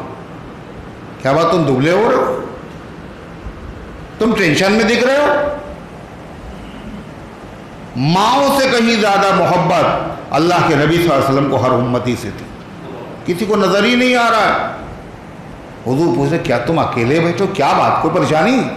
اے اللہ کے رسول قرضہ میرے اوپر بہت۔ اچھا، تم ہر نماز کے بعد یہ پڑھ لیا کرو، اللہم اکفنی بحلالک عن حرامک واغننی بفضلک عمن سواک۔ پہاڑ کے برابر بھی قرضہ ہوگا تو ادا ہو جائے گا، پڑھا ادا ہو گیا۔ ہر ایک کی فکر ہے آپ۔ ابو ہریرہ جن کا واقعہ ہے، انہی کا واقعہ مشہور واقعہ ہے، آپ نے پڑھا اور سنا ہوگا۔ ابو ہریرہ فرماتے بھوکا بہت تھا مگر کسی سے مانگتا نہیں تھا، اور میں نکل کے کھڑا ہو گیا سڑک کے کنارے، کوئی آئے گا میری حالت پتلی حالت دیکھے گا، ترس آئے گا، مجھے کھانا کھلا دے گا۔ کہا اتنی دیر میں حضرت عمر آئے، تو میں نے کہا ایسے تو میری طرف دیکھیں گے نہیں ہے، تو ان سے میں نے ایک آیت کا مطلب پوچھا، ذرا ایک آیت کا مطلب بتا دیجئے مجھے۔ کہا مطلب مجھے معلوم تھا مگر میں نے پھر بھی پوچھا کاہے کے لیے؟ تاکہ حضرت عمر کی میرے اوپر توجہ ہو جائے اور میری وہ بھوک کو سمجھ لے۔ کہا حضرت عمر نے آیت کا مطلب بتایا اور آگے بڑھ گئے۔ تھوڑی دیر میں دیکھا حضرت صدیق اکبر آ گئے۔ ارحم امتی بھی امتی ابو بکر، میری امت میں سب سے رحم دل ابو بکر ہے۔ میں نے ابو بکر سے کہا ذرا سا ایک آیت کا مطلب بتانا، یعنی اتنی ضرورت ہے مگر مانگ نہیں رہے ہیں کسی سے۔ اللہ نے تعریف کی ہے لا یسألون الناس الحافا، یہ نبی کے غلام ہیں، یہ کسی سے چمٹ کر لپٹ کر گریہ وزاری کر کے مانگتے نہیں ہیں۔ تعرفهم بسیماہم، آپ ان کا چہرہ دیکھ کے اے پیغمبر آپ سمجھ لیں گے اور کوئی اور سمجھ بھی نہیں پائے گا۔ صدیق اکبر سے پوچھا، انہوں نے آیت کا مطلب بتایا اور جلدی میں ہوں گے، حضور کے پاس جا رہے ہوں گے، باپ چلے گئے۔ ابو ہریرہ کہتے ہیں کہ میرا مقصد پورا نہ ہوا، اتنی دیر میں اللہ کے رسول صلی اللہ علیہ وسلم تشریف لائے اور حضور نے مجھے دیکھا، اور میں نے آپ سے یہ نہیں کہا یہ مسئلہ بتا دیئے یہ آیت بتا دیجئے، آپ نے فرمایا ابو ہریرہ تم تو بہت بھوکے معلوم ہوتے ہو، بہت پریشان دکھ رہے ہو، کمزور۔ یہ ہے نبی کی نظریں، تعرفهم بسیماہم، اے پیغمبر آپ ان کو پہچان لیں گے اور کوئی نہیں پہچان پائے گا۔ یہ ہے نبی کا امت سے تعلق۔ تو ابو ہریرہ فرماتے اس آدمی نے بتایا بہت قرضہ ہے، بہت پریشان ہوں، تو آپ نے کہا اچھا ہم تمہیں ایک وظیفہ بتاتے ہیں، ہر نماز کے بعد پڑھنا، توکلت علی الحی الذی لا یموت، پہلے یہ کہنا میں نے بھروسہ کیا اس اللہ پر جو زندہ ہے کبھی نہیں مرے گا، اور پھر آیت عزت پڑھنا جو ابھی میں نے بتائی سورہ بنی اسرائیل کی آخری آیت۔ آپ آگے بڑھ گئے۔ حضرت ابو ہریرہ فرماتے کچھ دنوں کے بعد اللہ کے نبی پھر ادھر سے گزرے، دیکھا وہ آدمی پہچانا نہیں جا رہا ہے، کہاں بالکل مریل تھا اور کہاں حشاش بشاش موٹا تازہ، بالکل ایک دم سے چہرہ اس کا بارونق نظر آ رہا ہے۔ کہنے لگا جب سے آپ نے مجھے بتایا ہے یہ وظیفہ میں نے ناغہ نہیں کیا، اللہ تبارک و تعالیٰ نے میرے حالات بدل دیے۔ آیت عزت ہے، یہ بات کاہے پہ نکلی؟ انزل فیہ القرآن، قرآن جہاں پہنچتا ہے اس میں قرآن نے عزت اور عظمت پیدا کر دی۔ اللہ فرماتا شہر رمضان الذی انزل فیہ القرآن، یہ رمضان کا وہ مہینہ ہے جس میں قرآن نازل کیا گیا، جس کے بارے میں قرآن نازل ہوا۔ ہدی للناس وبینات من الہدی والفرقان، یہ قرآن کیا ہے؟ یہ لوگوں کی رہبری کا ذریعہ ہے، حلال حرام جائز ناجائز، اللہ کی رضا کس میں ہے ناراضگی کسی میں ہے، کس سے معلوم ہوگا؟ بولو قرآن سے۔ اور وہ ہم پڑھیں گے نہیں، وہ ہم پڑھیں گے نہیں، اس لیے معلوم ہو جائے گا نا۔ 80 سال ہو گئے قرآن پڑھا نہیں ہے، کیسے معلوم ہوا حلال حرام قرآن سے؟ خالی تلاوت کرو گے تو نہیں پتا چلے گا، قرآن کے معنی سیکھو، مطلب سیکھو۔ مرنا نہیں ہے کیا؟ اللہ کو منہ نہیں دکھانا ہے؟ اللہ کسی کتاب کے بارے میں نہیں پوچھے گا، صرف اور صرف قرآن کے بارے میں اللہ پوچھے گا۔ کتنے لوگ ایسے ہیں یہاں جو بیٹھے ہوئے ہیں جنہوں نے قرآن کا ترجمہ پڑھا ہے؟ ہاتھ اٹھاؤ بھائی. 4 آدمی صرف. شروع سے آخر تک ایک مرتبہ پڑھا. حضرت تھانوی رحمۃ اللہ علیہ کا ترجمہ پڑھیے، آسان. ختم کر لیجئے پورا ایک مرتبہ. یہ تو ہو جائے اللہ نے پیغام بھیجا تو ہے کیا، میسج بھیجا وہ ہے کیا، مگر پڑھے ہوئے چلے آئے. تم اخبار پڑھتے رہے، خبریں پڑھتے رہے، میرا کلام نہیں پڑھا تم نے. خود قرآن شکایت کرے گا، خود اللہ کے نبی شکایت کریں گے. کس کی؟ بے نمازی کی نہیں، قرآن سے تعلق نہ رکھنے والے کی.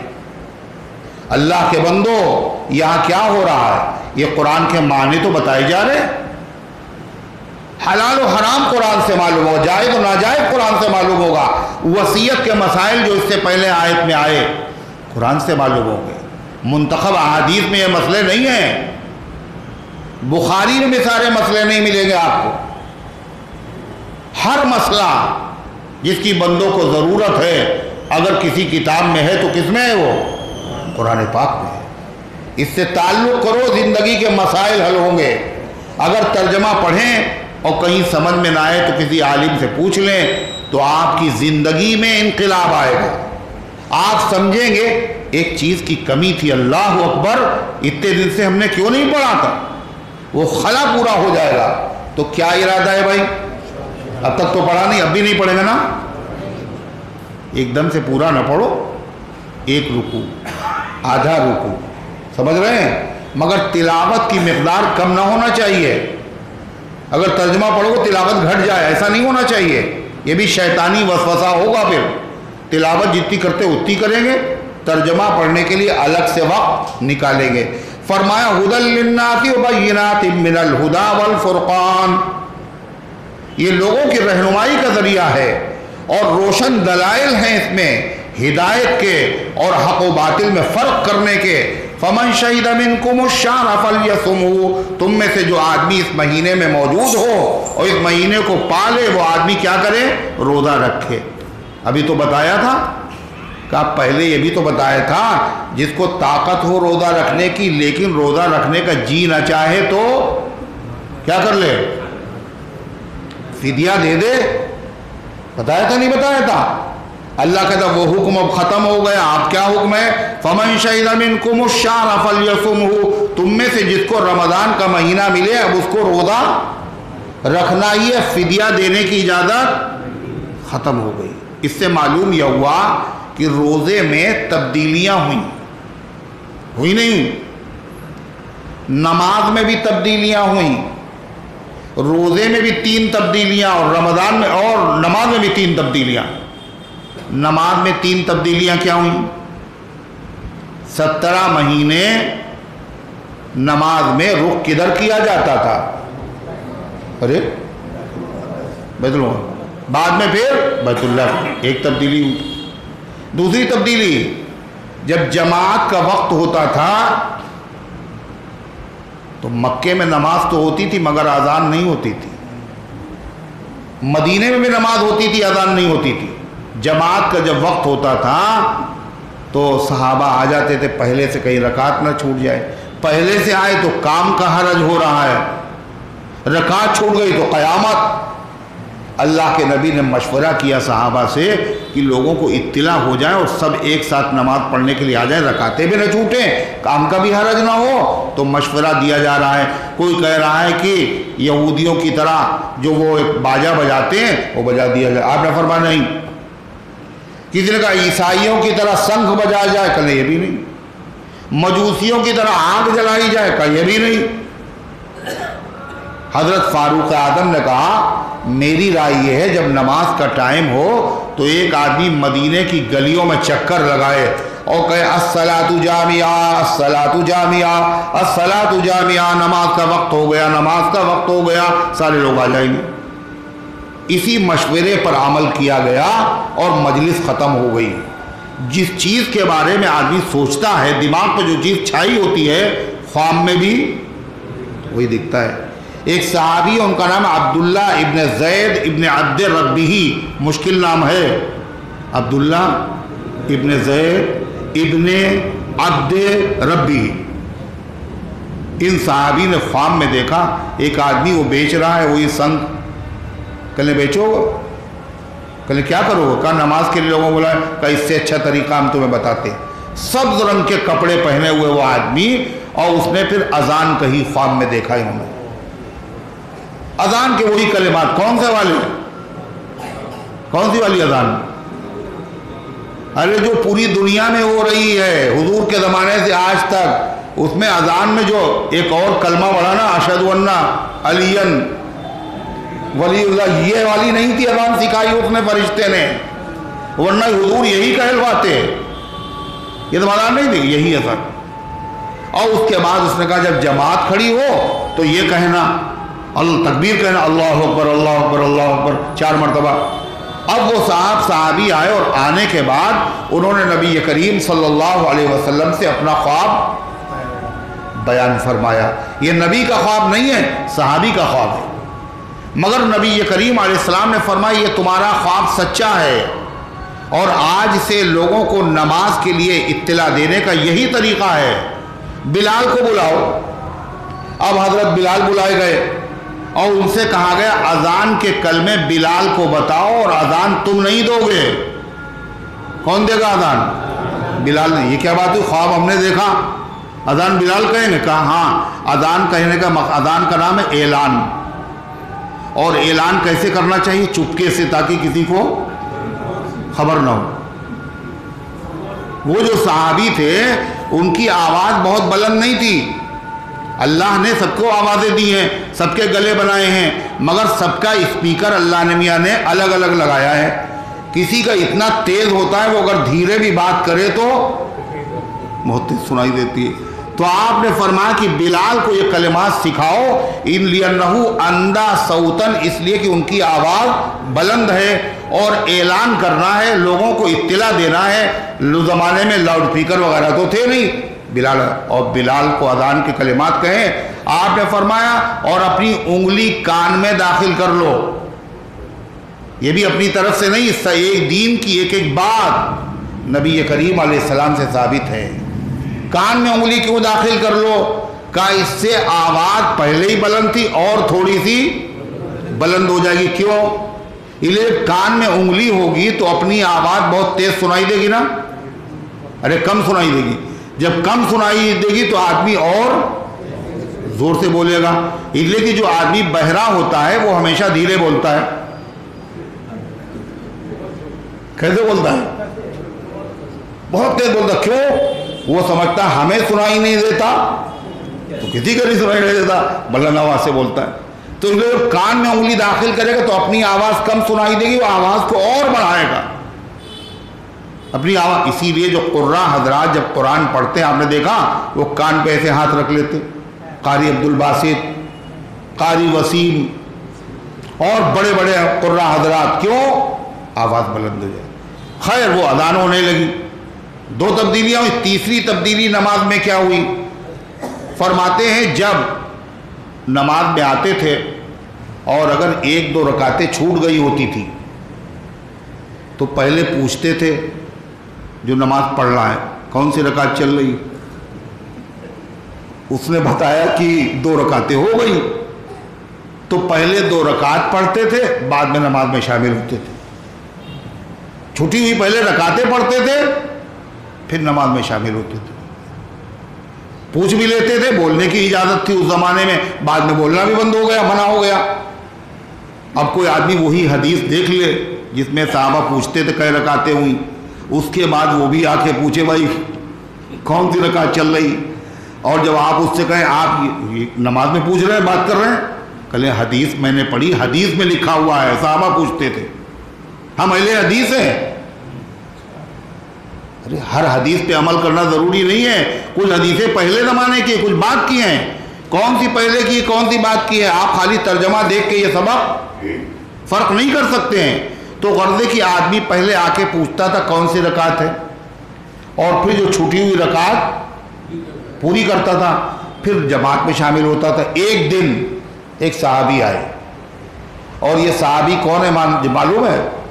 حضرت معاذ ابن جبل رضی اللہ عنہ۔ اللہ کے نبی صلی اللہ علیہ وسلم نے ان سے کہا تھا یا معاذ انی احبک، معاذ مجھے تم سے محبت ہے۔ بڑے چہیتے صحابی، نوجوان، آپ نے ان کے بارے میں فرمایا، ان کو ڈگری دی، تمغہ دیا، ایوارڈ دیا اللہ کے نبی نے، اور کیا کہا؟ اعلمہم بالحلال والحرام معاذ بن جبل۔ ان صحابہ میں حلال و حرام کے مسائل سب سے زیادہ جاننے والے معاذ ابن جبل ہے۔ معاذ ابن جبل ایک دن آئے اتفاق سے، ان کی رکعتیں چھوٹ گئی تھی، 2 یا 3۔ حضرت معاذ جب آئے، انہوں نے کہا کہ یہ تو نہیں ہوگا کہ اللہ کے نبی نماز پڑھ رہے ہوں اور ہم اپنی نماز پہلے پڑھیں، یہ ہم نہیں کریں گے۔ حضور کے ساتھ نماز میں شریک ہو جائیں گے اور بعد میں اپنی چھوٹی ہوئی نماز پوری کریں گے۔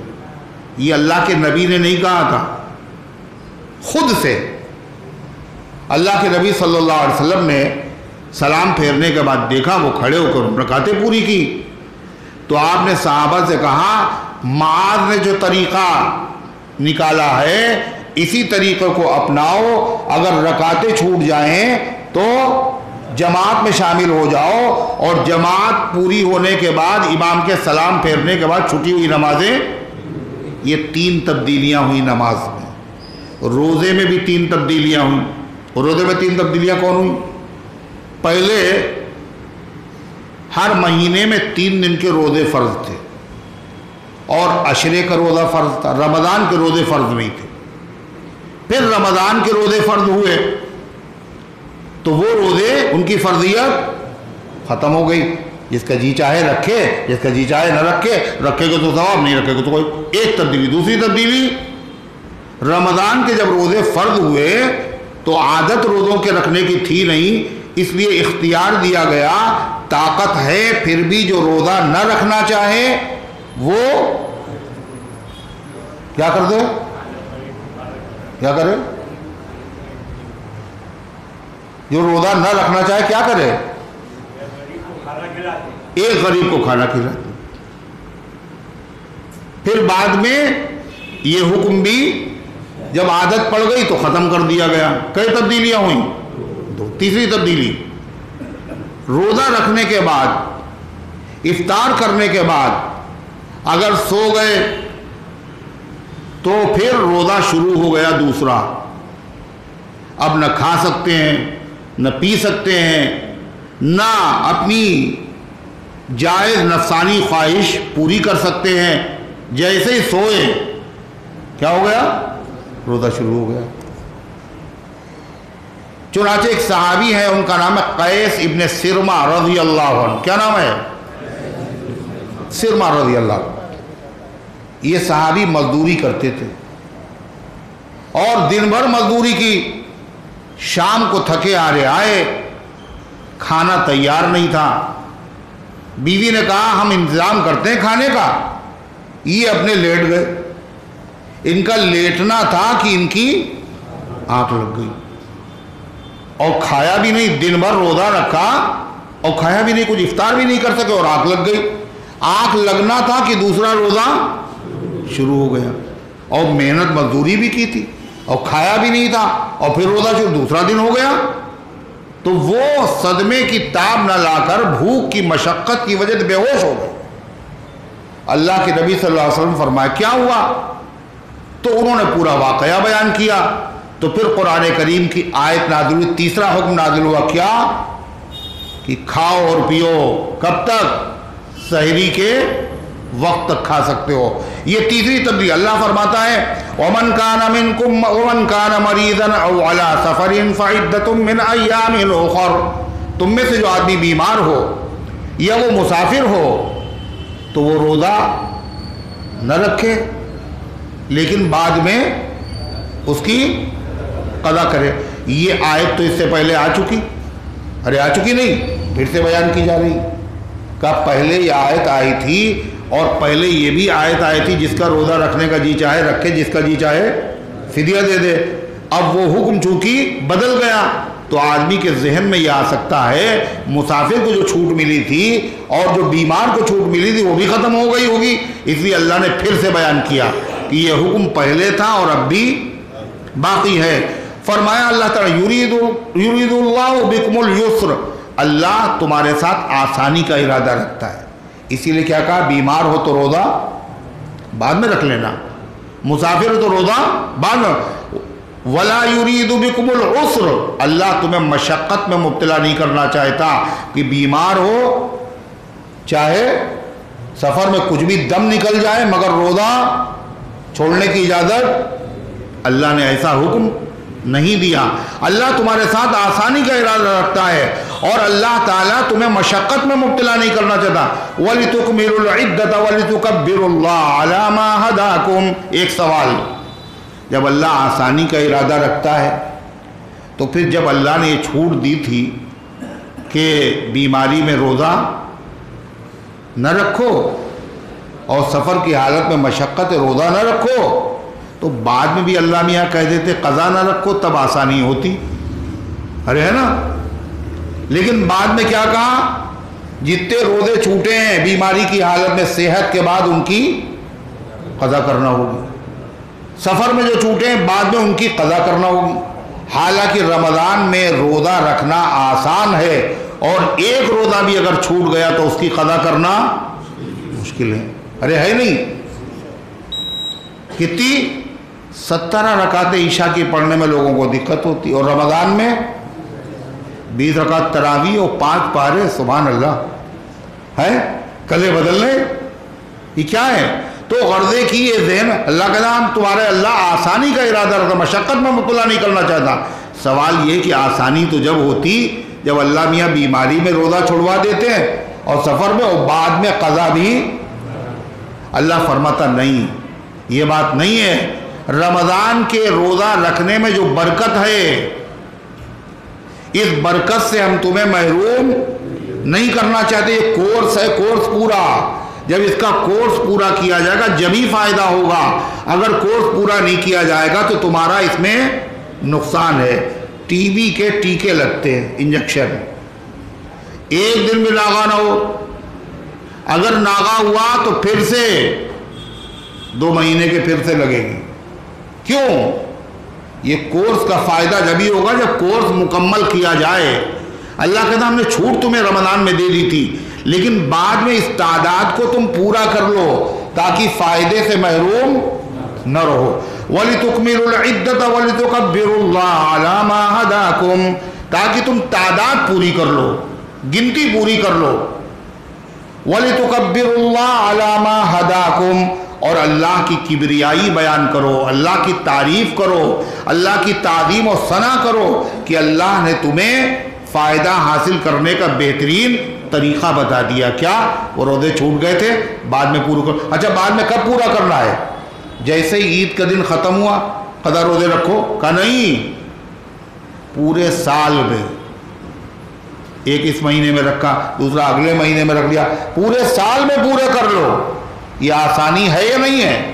اللہ تعالیٰ فرماتا ہے وَلَعَلَّكُمْ تَشْكُرُونَ، اور اس لیے ہم نے تمہیں یہ نعمت عطا فرمائی، روزے کی نعمت، پھر قضا کی سہولت، اور پھر اس کی برکت سے تمہیں محروم نہیں رکھا، شکر ادا کرو ہمارا۔ وَإِذَا سَأَلَكَ عِبَادِي عَنِّي فَإِنِّي قَرِيبٌ، جب تم نے روزہ رکھا ہے تو پتہ ہے تمہیں، تم ہمارے بہت قریب آ گئے۔ کتنا قریب آ گئے؟ اتنا قریب آ گئے، اتنا قریب آ گئے، اتنے محبوب ہو گئے ہو تم کہ محبوب کی بری چیز بھی بری نہیں لگتی، منہ سے نکلنے والی بو کسی کو اچھی نہیں لگتی۔ تم نے روزہ رکھا ہے نا، اللہ کو یہ مشک کی خوشبو سے زیادہ پسند ہے، لیکن روزہ رکھنے کے بعد ہم سے تم مانگو، ہم بہت خوش ہیں تم سے، ہمارے خزانے میں کوئی کمی نہیں ہے، ہم سے دعا مانگو، دعا مانگو تو ہم قبول کریں گے۔ اب دعا مانگیں تو کیسے مانگیں؟ زور سے مانگیں یا دھیرے دھیرے مانگیں؟ اللہ فرماتا ہے وَإِذَا سَأَلَكَ عِبَادِي عَنِّي فَإِنِّي قَرِيبٌ، جب آپ سے پوچھیں اے پیغمبر میرے بندے میرے بارے میں کہ اللہ قریب ہو تو ہم زور سے دعا کریں، دور ہو تو دور سے دعا کریں، اور قریب ہو تو آہستہ سے دعا کریں۔ ایک صحابی نے سوال کیا تھا، ہم لوگ سوال کرتے ہیں تو ہمارے زمانے کے عالم مسئلہ فتویٰ بتاتے ہیں، صحابہ جب سوال کرتے تھے تو قرآن نازل ہو جاتا تھا۔ صحابی کا سوال، قرآن کیا آیا؟ وَإِذَا سَأَلَكَ عِبَادِي عَنِّي، جب آپ سے پوچھیں میرے بندے میرے بارے میں کہ قریب ہے اللہ میاں یا دور ہے، فَإِنِّي قریب، تو بتا دینا ہم تم سے بہت قریب ہیں۔ اجیب دعوت الداع، اور میں دعا کرنے والے کی دعا کو قبول کرتا ہوں، اذا دعانی، جب وہ مجھ سے دعا کرتا ہے۔ کہا 12 سال سے دعا مانگ رہے، 12 سال سے دعا مانگ رہے، آج تک تو قبول ہوئی نہیں۔ اور قرآن میں اللہ کیا کہہ رہا ہے؟ اجیب دعوت الداع اذا دعانی، میں قبول کرتا ہوں جب بندہ مجھے پکارتا ہے، میں قبول کرتا ہوں۔ تو یہ تو جھوٹ ہوا، یہ تو وعدہ خلافی ہوئی۔ وَمَنْ أَصْدَقُ مِنَ اللَّهِ قِيلًا، اللہ سے زیادہ سچی بات کسی کی نہیں۔ إِنَّ اللَّهَ لَا يُخْلِفُ الْمِيعَادَ، اللہ وعدہ خلافی بھی نہیں کرتا، اللہ کے خزانے میں کبھی بھی نہیں۔ اللہ سب کچھ کر بھی سکتا ہے، پھر دعا کیوں نہیں قبول ہو رہی؟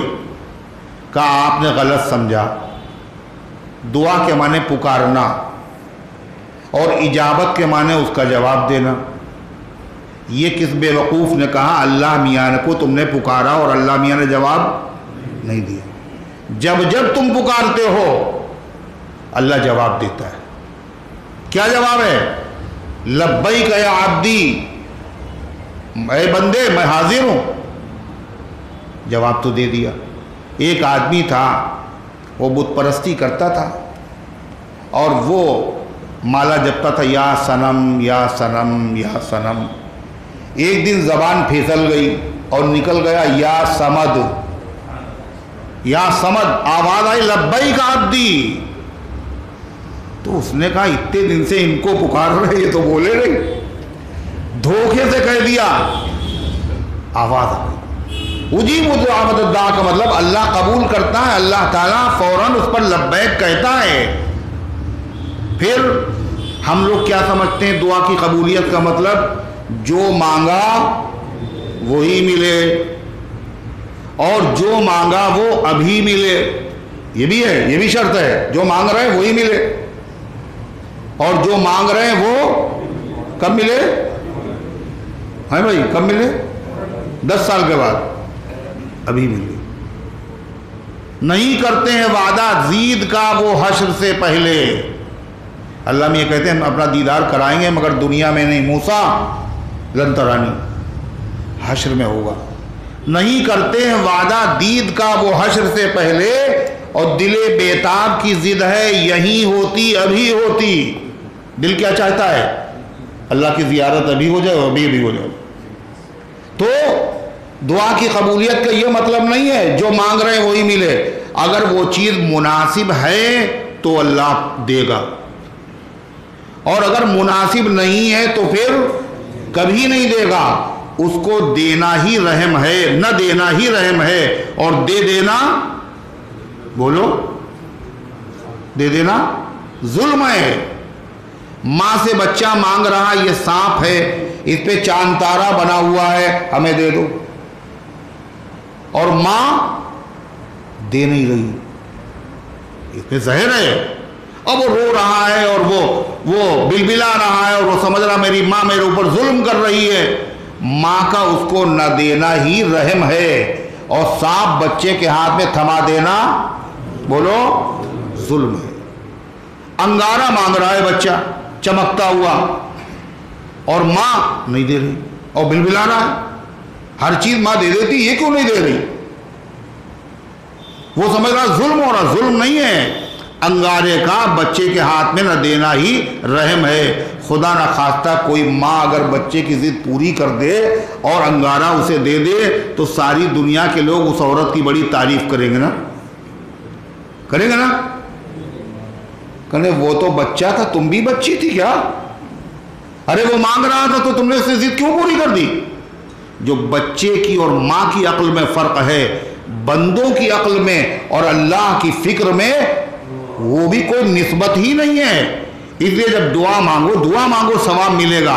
اگر وہ چیز مناسب ہوگی تو ملے گی، نہیں ہوگی تو کبھی نہیں ملے گی. اور اگر وہ مناسب ابھی نہیں ہے، دیر میں مناسب ہے تو ملے گی مگر ابھی نہیں ملے گی. اور اگر اچھا پھر نہیں ملے گی تو پھر بلا وجہ نہیں، اس سے زیادہ مصیبت کو اللہ دفع کر دے گا. حدیث میں آتا ہے اللہ قیامت کے دن ایسا اجر و ثواب دے گا اور کہا جائے گا یہ کیسا تمہیں انعام ملا؟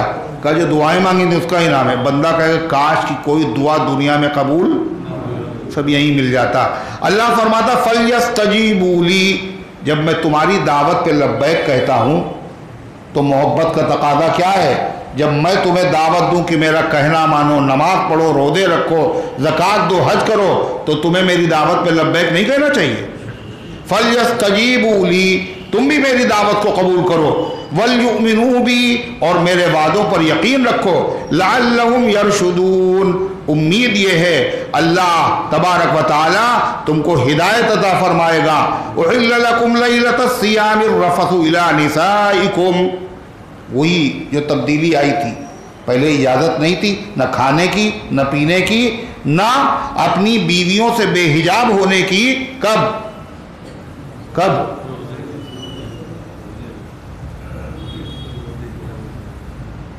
سو جانے کے بعد اللہ تعالیٰ نے دوسرا حکم نازل کیا. جب وہ بے ہوش ہو گئے وہ صحابی، کیا کہا؟ أُحِلَّ لَكُمْ لَيْلَةَ الصِّيَامِ الرَّفَثُ إِلَىٰ نِسَائِكُمْ، تمہارے لیے حلال کیا گیا ہے روزے کی رات میں اپنی بیویوں سے بے حجاب ہونا. ہن لباس لکم وانتم لباس لہن، تمہاری بیویاں تمہارے لیے لباس ہیں اور تم بیویوں کے لیے لباس ہو. لباس کہتے ہیں کپڑے کو، اور کپڑا انسان کے جسم کے جتنا قریب ہوتا ہے اتنا کوئی دوسرا قریب نہیں ہوتا. بیوی شوہر کے قریب ہوتی ہے اور شوہر بیوی کے قریب ہوتا ہے. قرآن نے اس کو کس سے تعبیر کیا؟ بیوی شوہر کے لیے لباس اور شوہر بیوی کے لیے لباس. لباس کا ایک اور فائدہ ہے، 3 فائدے ہیں لباس کے، سنو. پہلا فائدہ، جب آدمی کپڑے پہنتا ہے تو بہت خراب لگتا ہے نا؟ ارے بولو، اچھا لگتا ہے. لباس سے آدمی کی خوبصورتی میں اضافہ ہوتا ہے. اللہ کہہ رہا عورتیں مردوں کے لیے لباس، بیویاں شوہروں کے لیے لباس. کا مطلب یہ ہے ایسے کام شوہر کرے جس سے بیوی کی عظمت اور عزت میں اضافہ ہو. بیوی ایسے کام کرے جس سے شوہر کا سر اونچا ہو جائے، فلاں کی بیوی ہے. لباس کا دوسرا فائدہ کیا ہے؟ جب آدمی لباس پہن لیتا ہے کپڑے تو جسم کے اوپر جتنے داغ اور دھبے ہیں وہ سب نظر آنے لگتے ہیں نا؟ ارے بولو نا، دکھتے ہیں، چھپ جاتے ہیں. اللہ بیوی کو شوہر کے لیے لباس، شوہر کو بیوی کے لیے لباس کہہ کر یہ بتا رہا ہے شوہر نے بیوی کو بہت قریب سے دیکھا، بیوی نے شوہر کو بہت قریب سے دیکھا، اس سے زیادہ کسی نے قریب سے نہیں دیکھا. لیکن بیوی کے عیبوں پر پردہ ڈالو، کسی کو بتاؤ نہیں. اس کے عیب کا چھپانا اپنی عزت ہے. شوہر کے عیب پر پردہ ڈالنا یہ بیوی کے لیے عزت. لباس بن کے رہو، تم اس کے عیبوں پر پردہ ڈالو، تم اس کے عیبوں پر پردہ ڈالو. جب دونوں پردہ ڈالیں گے ایک دوسرے کے عیبوں پر تو نباہ تو ہوگا نہیں، لڑائیاں ہوں گی. لڑائیاں ہوں گی نا؟ ارے لڑائیاں نہیں ہوں گی. 2 فائدے. تیسرا فائدہ، سردیوں کے زمانے میں کون سے کپڑے پہنے جاتے ہیں؟ سردیوں میں ٹھنڈے کپڑے نا، اور گرمیوں میں بہت موٹے موٹے. سردیوں کا لباس الگ ہے، گرمیوں کا لباس الگ ہے. لباس پہننے سے گرمیوں میں راحت ملتی ہے باریک کپڑے پہننے سے، اور سردیوں میں موٹے گرم کپڑے پہننے سے راحت آرام ملتی ہے. قرآن یہ بتا رہا ہے بیوی شوہر کے لیے لباس، شوہر بیوی کے لیے لباس. مطلب یہ ہے کہ بیوی ایسے کام کرے جس سے شوہر کو راحت ملے، اور شوہر ایسے کام کرے جس سے بیوی کو تکلیف ہو، بیوی کو راحت ملے. اللہ فرماتا ہے ہن لباس لکم وانتم لباس لہن، وہ تمہارے لیے لباس ہیں اور تم ان کے لیے لباس ہو. اللہ تعالیٰ فرماتا ہے علم اللہ انکم کنتم تختانون انفسکم، اللہ کو علم تھا اگر یہ اجازت نہیں دی جائے گی تو تم لوگ گناہوں میں مبتلا ہو جاؤ. تختانون انفسکم، تم خیانت کرو گے اپنی جان کے ساتھ. یہ کون لڑکا ہے، کیوں ہنس رہا ہے؟ فتاب علیکم، تو اللہ رحمت کے ساتھ متوجہ ہوا. وعفا عنکم، اور اللہ نے تمہاری غلطیوں کو معاف کر دیا، اور اللہ تعالیٰ نے وہ حکم بھی ختم کر دیا. اور کیا کہا؟ فالآن باشروہن وابتغوا ما کتب اللہ لکم، اب تمہیں اجازت دی جا رہی ہے افطار کے بعد اگر تم سو بھی جاؤ اس کے بعد کھا بھی سکتے ہو، پی بھی سکتے ہو، اور اپنی بیویوں کے ساتھ بے حجاب بھی ہو سکتے ہو. فالآن باشروہن، اب تم ان سے بے حجاب ہوا کرو. وابتغوا ما کتب اللہ لکم، مگر بے حجاب ہونے کا مقصد سمجھو. کیا مقصد ہے؟ خالی لذت اور مزہ حاصل کرنا نہ ہو، وہ چیز حاصل کرو جو اللہ نے تمہارے تقدیر میں لکھی ہے. کیا چیز؟ اولاد. نکاح کا مقصد کیا ہے؟ اولاد. اللہ تعالیٰ فرماتا ہے کلوا واشربوا حتى يتبين لكم الخيط الابيض من الخيط الاسود من الفجر، اور کھاؤ اور پیو کب تک؟ یہاں تک کہ ممتاز ہو جائے سفید دھاگا کالے دھاگے سے. کالے دھاگے میں سفید دھاگے میں فرق جب تک نہ ہو جائے کھاتے رہو پیتے رہو. تو ایک صحابی نے 2 دھاگے لیے، ایک کالا ایک سفید، حضرت عادی، اور تکیے کے نیچے رکھ لیے اور سحری کے ٹائم کھاتے رہے. اور اندھیرا جب اتنا کم ہو گیا پتہ چلا یہ سفید ہے اور یہ، تو انہوں نے کھانا چھوڑ دیا. حضور صلی اللہ علیہ وسلم کے پاس آ کے بتایا قصہ. آپ نے کہا عادی تمہارا تکیہ بڑا لمبا چوڑا ہے، اس میں صبح بھی آ گئی اور شام بھی آ گئی. ارے سفید دھاگے سے مراد یہ دھاگا نہیں ہے، سفید دھاگے سے مراد صبح کا اجالا، کالے دھاگے سے مراد رات کا اندھیرا. دونوں میں جب فرق ہو جائے تو تم سحری کھانا بند کر دو. یعنی جب صبح صادق ہو جائے، جب تمہیں یقین ہو جائے سحری کا وقت ختم ہو گیا. یہ تو کھلے میدان میں معلوم ہوگا. ہم لوگ تو شہر میں رہتے ہیں، ہم لوگ کیسے پتہ چلتا سحری کا ٹائم ختم ہو گیا؟ کیسے؟ اعلان ہوتا ہے یا پھر اذان ہوتی. اب اذان جب ہوتی ہے تو لوگ کیا کرتے ہیں؟ منہ میں مسالہ رکھے ہوئے، جیسے اذان ہوئی انہوں نے تھوک دیا، کہ ابھی کھا سکتے ہیں، ابھی اذان نہیں ہوئی. ایسا نہیں ہے. اذان سحری کا وقت ختم ہونے کے بعد ہوتی ہے. اگر اذان کے وقت کھاؤ گے تو پھر روزہ تمہارا نہیں ہوگا. اس لیے فرمایا اللہ تبارک و تعالیٰ نے، اور یہاں تک کہ فرق ہو جائے تمہارے سامنے سفید دھاگے میں اور کالے دھاگے میں فجر صادق میں سے. ثم اتموا الصیام الی اللیل، پھر روزے کو پورا کرو رات تک. رات تک کا مطلب سوچا دن میں روزہ رکھا ہے نہیں کچھ کھایا پیا، آج سوچ رہے ہیں لمبا روزہ رکھ لیں مغرب بعد بھی نہ کھائیں. اللہ فرماتا ہے یہ بغاوت ہے. روزہ کب تک ہے؟ رات تک. سورج غروب ہو تو کھانا فرض ہے.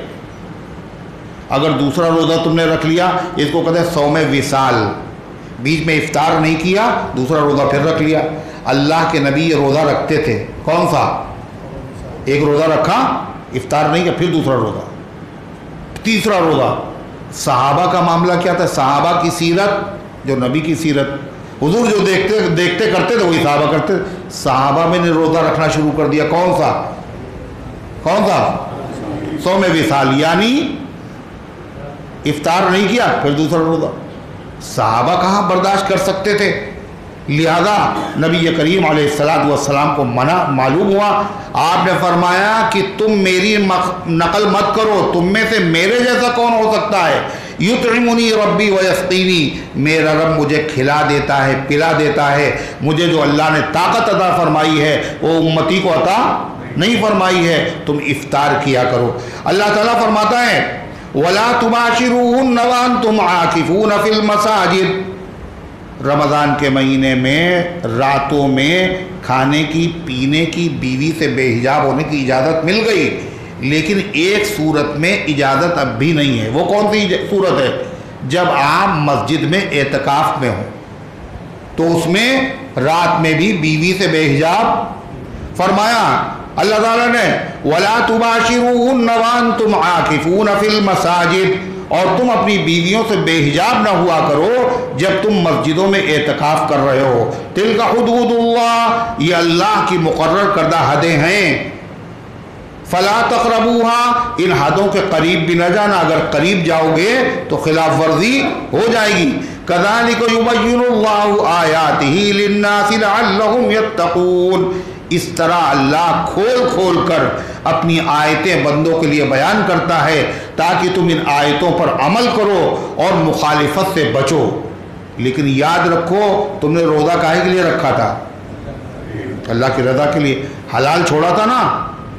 دھیان رکھنا جب روزہ کھولنا تو حرام سے نہ کھولنا۔ پتہ چلا حلال سے بچتے رہے اور افطار پارٹی ہوئی، افطار پارٹی میں جانا ہے، کیسا پیسہ ہے، کیسے لوگ ہیں، کوئی مطلب ہی نہیں۔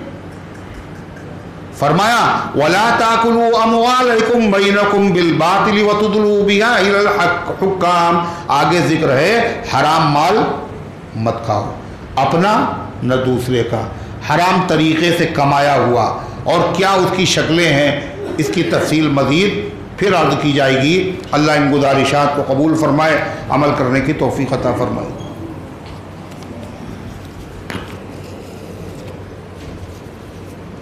سائرہ بانو کی طبیعت خراب ہے، فالج کا اٹیک پڑا، اللہ رحم فرمائے، شفا دے۔ محمد امین کی والدہ کی طبیعت خراب ہے، آپریشن ہوا ہے، اللہ شفا تھا۔ مجسم اور ان کی والدہ، محمد عارف کی والدہ یہ بیمار ہے۔ اسی طریقے سے حسن فاروقی کی والدہ کی طبیعت خراب ہے، دعا فرمائے اللہ تبارک و تعالی ان کو اور امت کے تمام بیماروں کو شفا عطا فرمائے۔ اسی طریقے سے تبریز صاحب، پرویز صاحب، ان کے بھی اٹیک پڑا ہے۔ محمد نواز صاحب ہیں، ان کے والد کے یہی شکایت ہوئی ہے۔ لئیق صاحب آپ کے محلے میں وہ بیمار ہیں، اور نہ معلوم کتنے اللہ کے بندے بیمار ہیں، بندیاں بیمار ہیں۔ سب کے لیے دعا کیجیے، اللہ تعالیٰ سب کو شفا کاملہ عاجلہ مستمرہ دائمہ عطا فرمائے۔ نادان محل میں مسجد ہے تقویت الایمان، اس کے امام تھے قاری زین العابدین، وہ جماعت میں گئے ہوئے تھے اور دلی مرکز میں ان کا انتقال ہو گیا کل۔ اللہ تبارک و تعالیٰ سے دعا کیجیے اللہ تعالیٰ ان کی مغفرت فرمائے، درجات بلند فرمائے، اور گھر والوں کو اللہ صبر جمیل کی توفیق عطا فرمائے۔ اللہم صلی علی